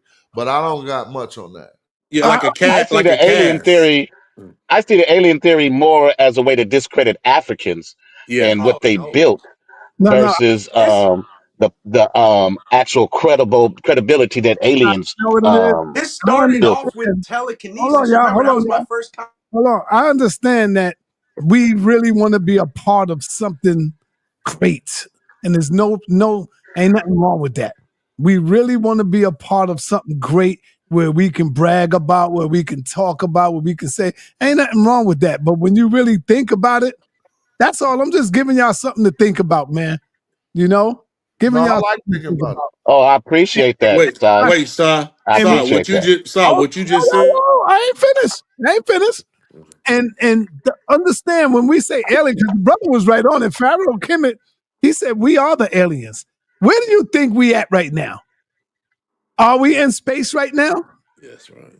Yep. Are we in space? Yeah. Are Yeah. we aliens? Man, heck no, that don't work. We're not. I mean, let's deal with the definition of what the word alien means. Everything in space, Brother, son. Extra terra astral. we are Everything in space. now. We are just in a globe. We are in a globe that's just Come like on, man. you got the Earth, you got the moon, you got all of these other. Come on, what y'all talking about? Allah say he the Lord of the worlds. Does that mean just the planet Earth or Everything worlds? is in space, son. Allah didn't say Dude, that, man. Yeah. Talking That don't about make man, it alien. but that's what I'm saying, Smash. We are in space right now. Everything we just on global space, which is called Earth, and Earth is just named by a man. It's named by someone else. Man, what is That's all y'all? it is. Hey, and what the brother said no. The brother said no, but Brother La will attest to the Quran saying that Allah did say he was the Lord of the worlds with an S. Come on, brothers. What are you But talking who is about? Allah? What is the So if we have That definition of just to, goes, alien, though? if you ask the Why don't question, you what I'm Why don't talking you deal about, with that? okay, watch this. So you ask the question and then you answer it. You can't do that. That's oxy.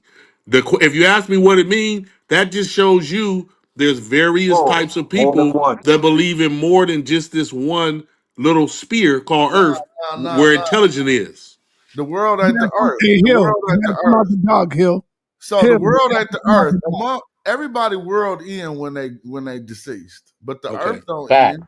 If the Okay. world, if you know, when they say it's the end of the world, a nuclear explosion, boom, the Earth's still gonna be here. Yep. But the Fact. end of our world is over, though. Yeah. as we know it, Society. yeah, as we know Yeah, it, society, civilization. That's yeah, the end Yep. of that world, yeah, but not end of the planet. But it could be the right. end of human beings and a new species, like they said when the dinosaurs ended, we came. Well, that's what would happen because we're technically a parasite to this planet. If you think about what we do, all the littering, all the bull that we put in this place, we're killing it with us on here. It would probably thrive without us here, Well, realistically. we become a parasite. We weren't originally a parasite. We lived in Absolutely, brother. unison with Absolutely, nature. absolutely. We become a parasite. Excuse me. Hey, Yes. hold on, everybody. I got a wild something to say So real real, quick. real quick, y'all, before you go, Suntan. So, brother Smash, you don't know that the Earth is in space, that we are all in space, brother Smash. Of course, that's what I said to you. I was pointing that You out. gonna That's pull what out a you think Bible is verse? alien. If No, everything no, is I in ain't gonna space, pull out no Bible verse.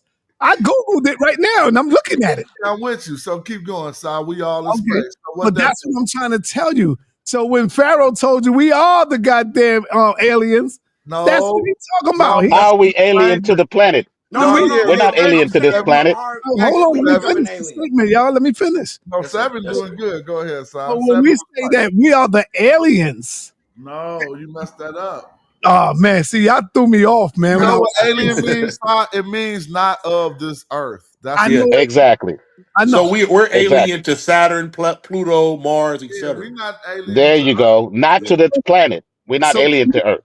do you think there's life somewhere else on other planets? It ain't got to look like us. I It think can be, I so. do. Don't mean I'm I I right. do do. Don't here. mean I'm wrong. there I you just think it go. is. I Well, there don't. you go. How you know one of those things ain't come here? A No, few you of messed them. Well, they discovered water on different planets, and Can where I there's give you water, some there's life. clarity, Sly? Just because you got us to admit that we believe there's life in other places, don't mean we believe that it's potential to build the pyramids, bro. Like it might just be life in other places. So can I Facts. say alien technology? Y'all getting hung up on the word alien. I want to say alien technology. So for that to us would be telekinesis because we can't explain how to do it. Only Right, certain people here right. can. So But how let's can say alien telekinesis be technology. Then alien? let's not say alien. Telekinesis wouldn't be alien, though, because it'd be coming from us. Yo, All right. we gotta stop cutting each other But off. Let them go. but it's the information from outside of this world. I'm just saying something foreign to us. I'm not even really. We're getting too hung up on alien. I'm saying something most people are not used to accessing or don't know how to.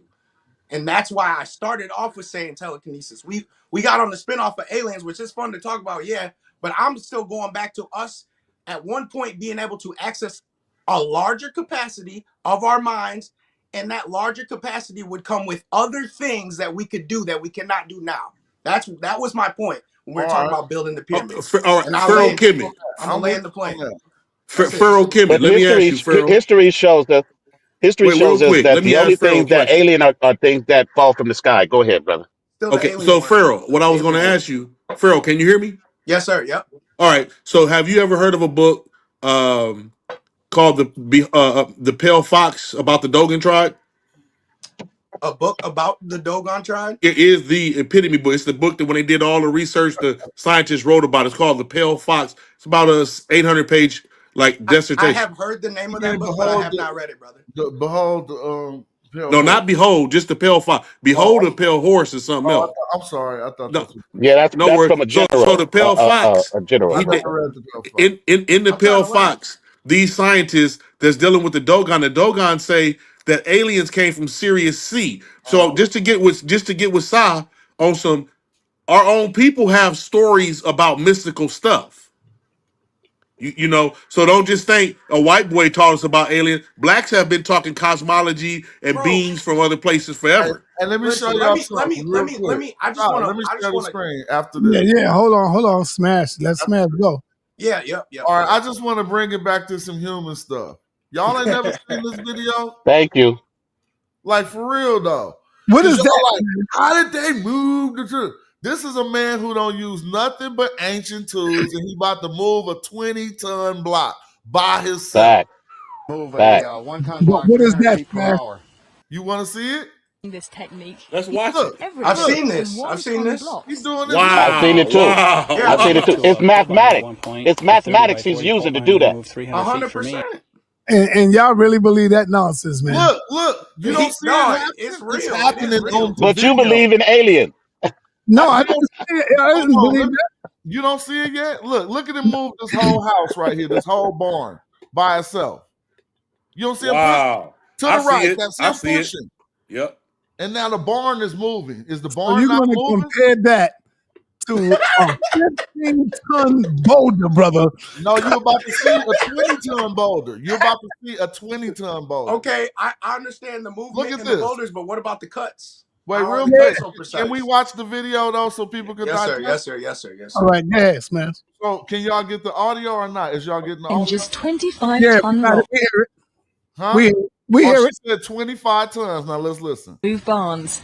And Wally's betting it moves Stonehenge's 25-ton rocks. But raising these giants is a whole different puzzle. This is 19,200 pounds. Yeah, it's 128 cubic feet of concrete.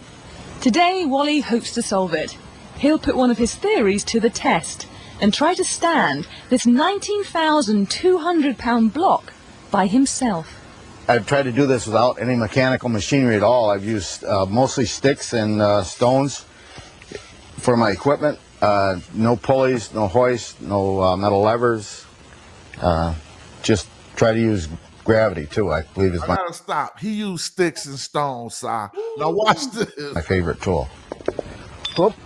The first goal is getting this block 3 feet off the ground. In order to move it up to this point, I just rock the block back and forth, adding weight to that end, and that opens a gap on this side, and just slide a board in. Then I add the weight to that end, there she goes, and slide a board in on this end. This shoring box acts like a jack, slowly raising the block. It's 3 feet off the ground, but tomorrow is the big experiment, standing it up. The grandkids have taken the day off. Fast forward, because I know y'all ain't got nothing to say, so let's go on and fast Yeah, forward. I do. All I'm right, waiting. all right. I'm Well, waiting. I'm gonna listen. I don't want to take all day doing this, but let's get to this part. Look. Appreciate the knowledge. Once the sand is washed from the pit, the block's own weight slowly stands it up. Okay, finally, she's between the lines, guys. Looks good. Now, that's all I wanted you to see. One man stand up a 20-ton block by itself. Now, you talking about a community of Africans can't do that. I don't believe that. I'm not saying that. I'm not. I never said that. I'm not going for that one, Smash. I got to rock with that one, Smash. I mean, he just Yeah, did it. y'all fell for it. Y'all went for it. Y'all went for it. So you I think go that was for it. like Y'all got caught up in that one. Ain't no man gonna man. Come on, man. He just Hey, did it. Santan, he from Michigan. We I got to think go the see him. basis, Yeah, well, son, and I'm I think the watching basis of it it. all How you is been, based Neil? down All right, to, family. Peace. Yeah. for Hey, all your son, brothers, I think the basis of it is based on alchemy and esoteric knowledge. Yeah, I agree with that. do anybody on the panel would think that even Egypt and all these towns, they was like, before they was habited, they was like mountains and people had to like you clear out mountains to make a town, right? You do any of y'all ever think that at the top of them mountains, some of them could have started the building down and clearing that way out and making a diagram of a That's a very good pyramid point. from the top down, start to clearing that out. That's why the lines are so precision. How did they get there? Because they was already there. They just put the creases in there. They started from top down. And that's just my thought. I was But just now, gonna leave But it Santan, going alone. off that, yeah, how they would have to be non-broke apart. That you'd have to prove that by showing that they're not broke apart. They're just like yes. a graffiti writing on top. All of them are individual blocks. What I'm Well, trying just to real say quick, is I this, don't Lil want. Spike. After so many Africans build down, it's just it takes time. I would believe it takes over 100 years. It takes 200 or 300 years to do this. But if you building down, I think you can build pyramids. Started from the top Real down. quick. Let's keep it in context. What I'm presenting for the people. We just had a brother giving the credit to the aliens. I No. can't do that. And he was like, how could people move these big stones? And I just went to a video of a man moving a 20-ton stone by itself. I wasn't going to a video of a man building the pyramids. I just wanted Right. to keep it in context. Yeah. It was just to take it away from the aliens and bring it back to humanity. But you got to I felt understand, that. I'm I not Yeah. saying that. understand. Look, I'm not saying aliens did do it. I think black people did it. But I'm saying the knowledge we had then, we ain't got no more. That's what I'm saying. So So you're the saying an alien state technology, of knowledge. Yeah. I so the get you. That's an technology assumption, is brother. foreign That's to an us assumption. now in today's day and age. I don't That's an give credit to assumption, brother. aliens. Don't get me wrong there. I was just trying to, like Sase, switch the thinking up a little bit. We could have did this with telekinesis, but we could still also be black. The I believe technology, that's what I believe. we are That's way my more, premise. we I are way believe that's an more, assumption, we brother. are way more Intelligent. advanced in technology right now than we have ever been back then. And I they don't believe still that. I can't, disagree. and they still can't build a pyramid, brother. No, I agree with Sa. Sa right, because look at the What car. you talking We about? never had a car. So, We got so horses glad back you Even, then. said that. even with I them, think we're So advanced in some areas and we're not advanced in others. I Possible. Yeah. agree. Yeah. But yeah. if we were so advanced, that was a good way to put that. But Why all I do was you going to say think is they if we were still so call it one of the advanced, wonders of this right here? One of the wonders of creation. They still calling that to this day. The pyramids is a wonder. so how are we more advanced if we Facts. wondering? That's my Wait, question. That's wait, my wait. That's Hey, question. You Sa. made facts. it, So son. How Sa, are we you more said the advanced if we pyramid wondering? is a wonder.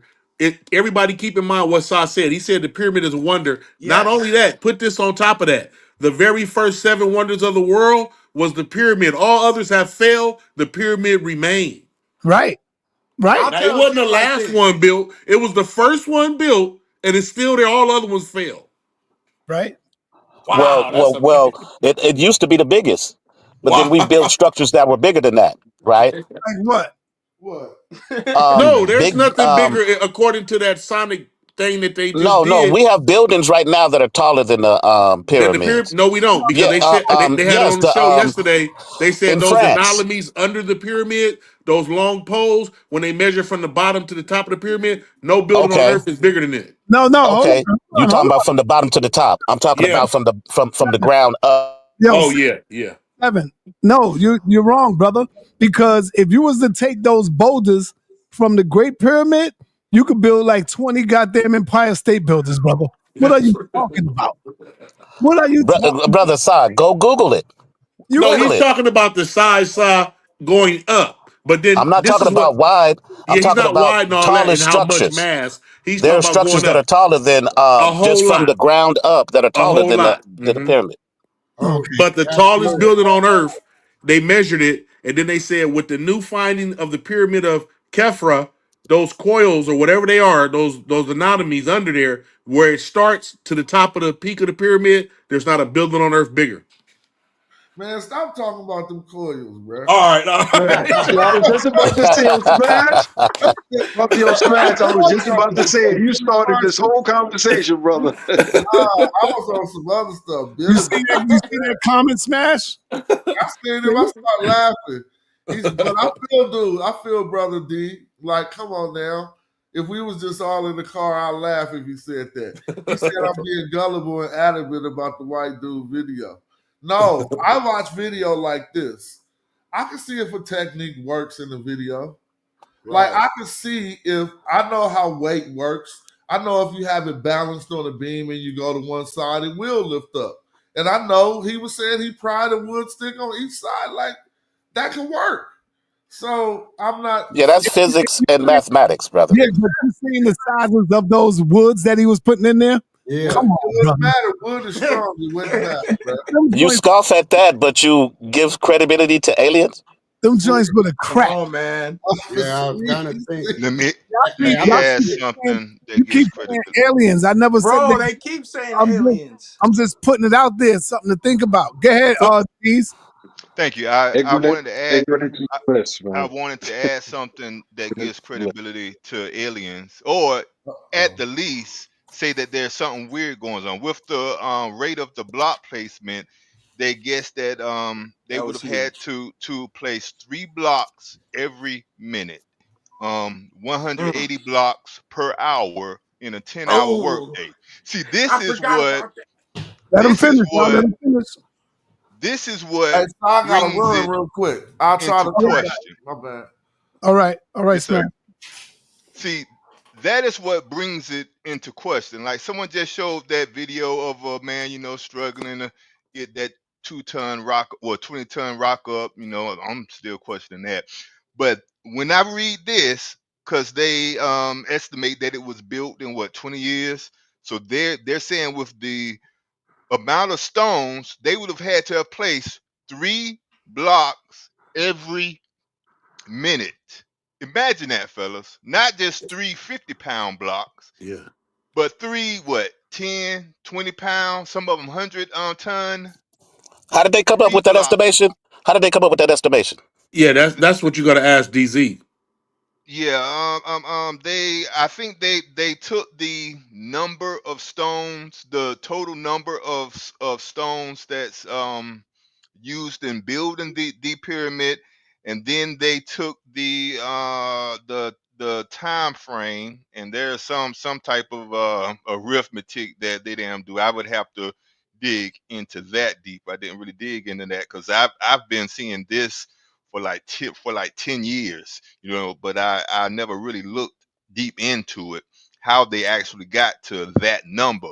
Yeah. But there's definitely some type of equation that they use in order to be able to quantify that. So this is what makes us go, this is something that makes us damn think, so maybe Africans did it, but they had something that they We don't don't have now. now, And Yeah. maybe that that we don't equation have is now. wrong. Maybe DZ, maybe that equation that they came up with in that hmm short period, it could have been a 200-year period. We don't know. Yeah, They you have a Would point estimate. there. everybody on the panel agree that there's more evidence that humans did it than any other outside source? Yeah, but Yeah, this I is a Oh believe question to that. the yes, panel. yes, Does the yes. panel have the panel, anybody on this panel ever heard of that guy on Coral Island moving stones? Yes, yes, Let's bring Yes. him up. Somebody yes. Google him. Hey, How he did got a he whole move the crib like stone? that. Straight up. I'm glad he said that. That's huge right there. That's Yes, I've seen huge. that. I wish somebody would bring that up. sa.neter, like, I don't know how to I share. forgot If the somebody name could of it. share that. Just all we probably have to do is Google how did he make the coral stones on Coral Island. But he would only do it at night when nobody could see him. That's why. He was only doing it at night. Because you know Exactly. why? He tapped in. He literally said out his mouth, I tapped into the Egyptian ancient knowledge of the pyramids. Did he not? Man, So somebody he pull that knows something, video. and he would only do it at night when nobody could view him doing it. What That's When the I was only he? A last time he black would read do it. man, about it, white he man? used What color man was he? He He was was like white. a Italian or something, or Arab. I don't even know what he was. He was I white. just asked. He I was just white. asked. Sounds like a well-traveled man. He was one. He was one of them. Well, I Dang, that was still crazy think about him saying them don't eating us and we stuff, all man. That was agree messed mountains up. is made of stones and bricks and granite? Mountains are. As I said from earlier before, brothers, some brothers is bestowed upon knowledge that others are not privy. Right. I mean, That's a it is fact. what it is. Hey, That's a A brother lot fact. of La, people brother, perceive I brother would it. La. agree. A lot of people perceive it as being occultic, but occultic is only lack of knowledge. That's it. Yeah. Some people Perception. bestow knowledge more perception. That's all it is. Yep. So brother La, when you But look at a pyramid, you see the base, the masses. If we equate that with the masses of humans, as we go up the base, the masses can do multiplication and subtraction. As you go up, it goes to division. As you get up to the top, you got calculus, pi. People ain't doing that on a regular basis. But So people it are still always doing don't that. matter. It don't matter if it's the collect. Like people say, the majority rule. No, the majority often are dumb. Yeah, there was only a small percentage of people that knew that information back That's then, true. and it's a small percentage of people that know this information now. So it's knowledge seekers are a very small percentage of people who want to know these things completely. Right. You know what I'm That's a saying? fact. Especially in this society. And that's why I brought up to you guys about the Ophiuchus thing. He was a seeker of knowledge and a healer, and they took him out in the Western world. They just his we're not Sagittarius. If you're born in December 9th in these certain months, so all that energy was coming from that frequency of that star, because stars are energy. Your body is star. You have stardust. Certain things align and frequencies go together. They was putting us Facts. under Scorpion and Sagittarius when we were healers. We're supposed to be able to live and bloom, but some reason politically the West did not want that star system, the 13th zodiac, alive. And it used to be 13 months too to go Yeah, with the and 13 zodiac. Imhotep is the one they call the 13th zodiac, the only one who lived out of all 13 and was not a zoo form but a real man. Facts. Well, why do you guys think that we are on the Gregorian calendar then? There's a Wow. lot of scientists that feel like the Catholic Church got it right. Man, once you get into the Catholic Church and all they hiding from our history, man, that makes me sick. Yeah, Right. and how would they get it right when they put Augustus just felt like he wanted a month and they gave him a month? It's It wasn't crazy. even no August. It was July. He was like, no, I'm Augustus. I want an August. Oh yeah. Okay. Come on. Hold on, everybody. And since we talking in that way, I was born on a day that didn't exist, and then they added it. I was Exactly. born February the 29th. So my Exactly. birthday come every 4 years. What's that about? They changed it, brother. They changed it. Wow. That's what it was. I They was took one born away to leap confuse year. us All even right. more. Hey, brothers, I want to say thank y'all for coming on. We got 3 hours in. Oh, it was nice. Yeah, I missed my damn show. Thank you, sir. Thank you, sir. Peace. Hey, Great Hey, show, so son. Great you don't show. want to come back to thank This was a good Detroit, one. do you? Thank you, This was a brothers, good for one. coming through. I'm out of here, man. Peace. All right, Thank peace, you. man. You Peace. don't want Good to come panel. back to Detroit, do you? Man, listen, you know we got Detroit. Man, you know we playing Detroit. Yeah. When? They on the radar. Okay, so We we playing them first in the playoffs next week, brother. so how you doing, sir? Meta versus Suntan. Yeah, there it is. So yo, you wanna put something up on this? Oh, I don't gamble. $10, friendly bet. No, I don't gamble. let's say lunch, man. All right, I'll send you lunch, but you gonna lose. But I'll send it to you. My We lunch already, is huh? all right. Yeah, It's on. yeah, It's on man. and popping. You Peace, crazy, guys. man. The Yeah, Knicks we gonna work you over again. we gonna destroy Detroit. I know y'all think y'all the bad boys of the 70s, of the 90s. Hey, y'all not the bad boys of them days, brother. I know, but can you give us Bill our credit? Laimbeer is no longer there, brother. Can you give us our credit for turning it around? No. No. Oh, hell no. We're gonna steal that brother though. I like him though. I ain't gonna front. Which one? What's his name? Start with a K, the center or K Cunningham? Yes, Cunningham. Man, that boy is a beast, man. I like him. Man. Beast 87. That boy is a beast. We need him, man. We gonna rap to him. Hey, man, it's gonna be all right. I love to see y'all when we see y'all, because I got you to holler at. Yeah. Like, you serious about your Knicks? Yeah, we're gonna handle business though. Trust me. You hear me? You say you're serious about your Knicks, man. Oh yeah, no doubt. We're gonna handle business. See, this is where the whole thing starts at 0-0. Okay. All this other stuff that was going on, that don't count. None of that count. Now this is where the real thing going at. Yeah, the playoff. Right. Okay, and like I said, we coming. We doing a turnaround. So if you know, win or lose, win or I lose, would say the Knicks in 5. You think 5? You hesitated. 6 the most, but the Knicks in 5. I will give it to 6 the most if they don't do it in 5. Okay, I'm gonna hold you to that, but we still got lunch. Yeah. No, because I'm gonna be on your heels. That's all I can tell you. Peace. All right. Peace, brother. Frankie on the trendsetter. sa.neter. You did it again, man. General. HOK Field Marshal, you know? None of them can bother dance on the top. Revelation, Violate the general. Head up in a blood clot funeral home. Anchor the AK, Jabari got the chrome. Hector with the heart, we sending them home. Regina the alley with a Cuban and a galley. Send you back on Nile Valley with a shot in your toe intellectually. How click the link if your scholarship sloppy. More just want make you cry with the truth. No lie, my youth in my really scored on.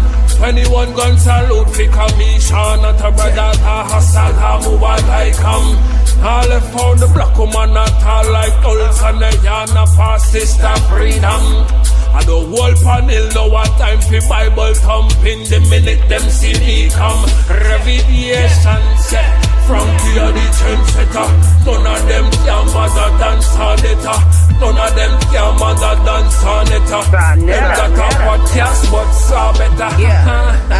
Coast to coast we be banging. Coast to coast we be bringing all this knowledge we be slanging. In the HOK we don't do no entertaining. Speaking true, speaking facts. What the niggas just a layman. Better get on one accord. The future can be yours. Ancestors push you more. We gotta go explore the sciences and math. The future's based on class. You bout to catch my wrath. We turning up this track. In the dark minds of the light. The dark heart still fight.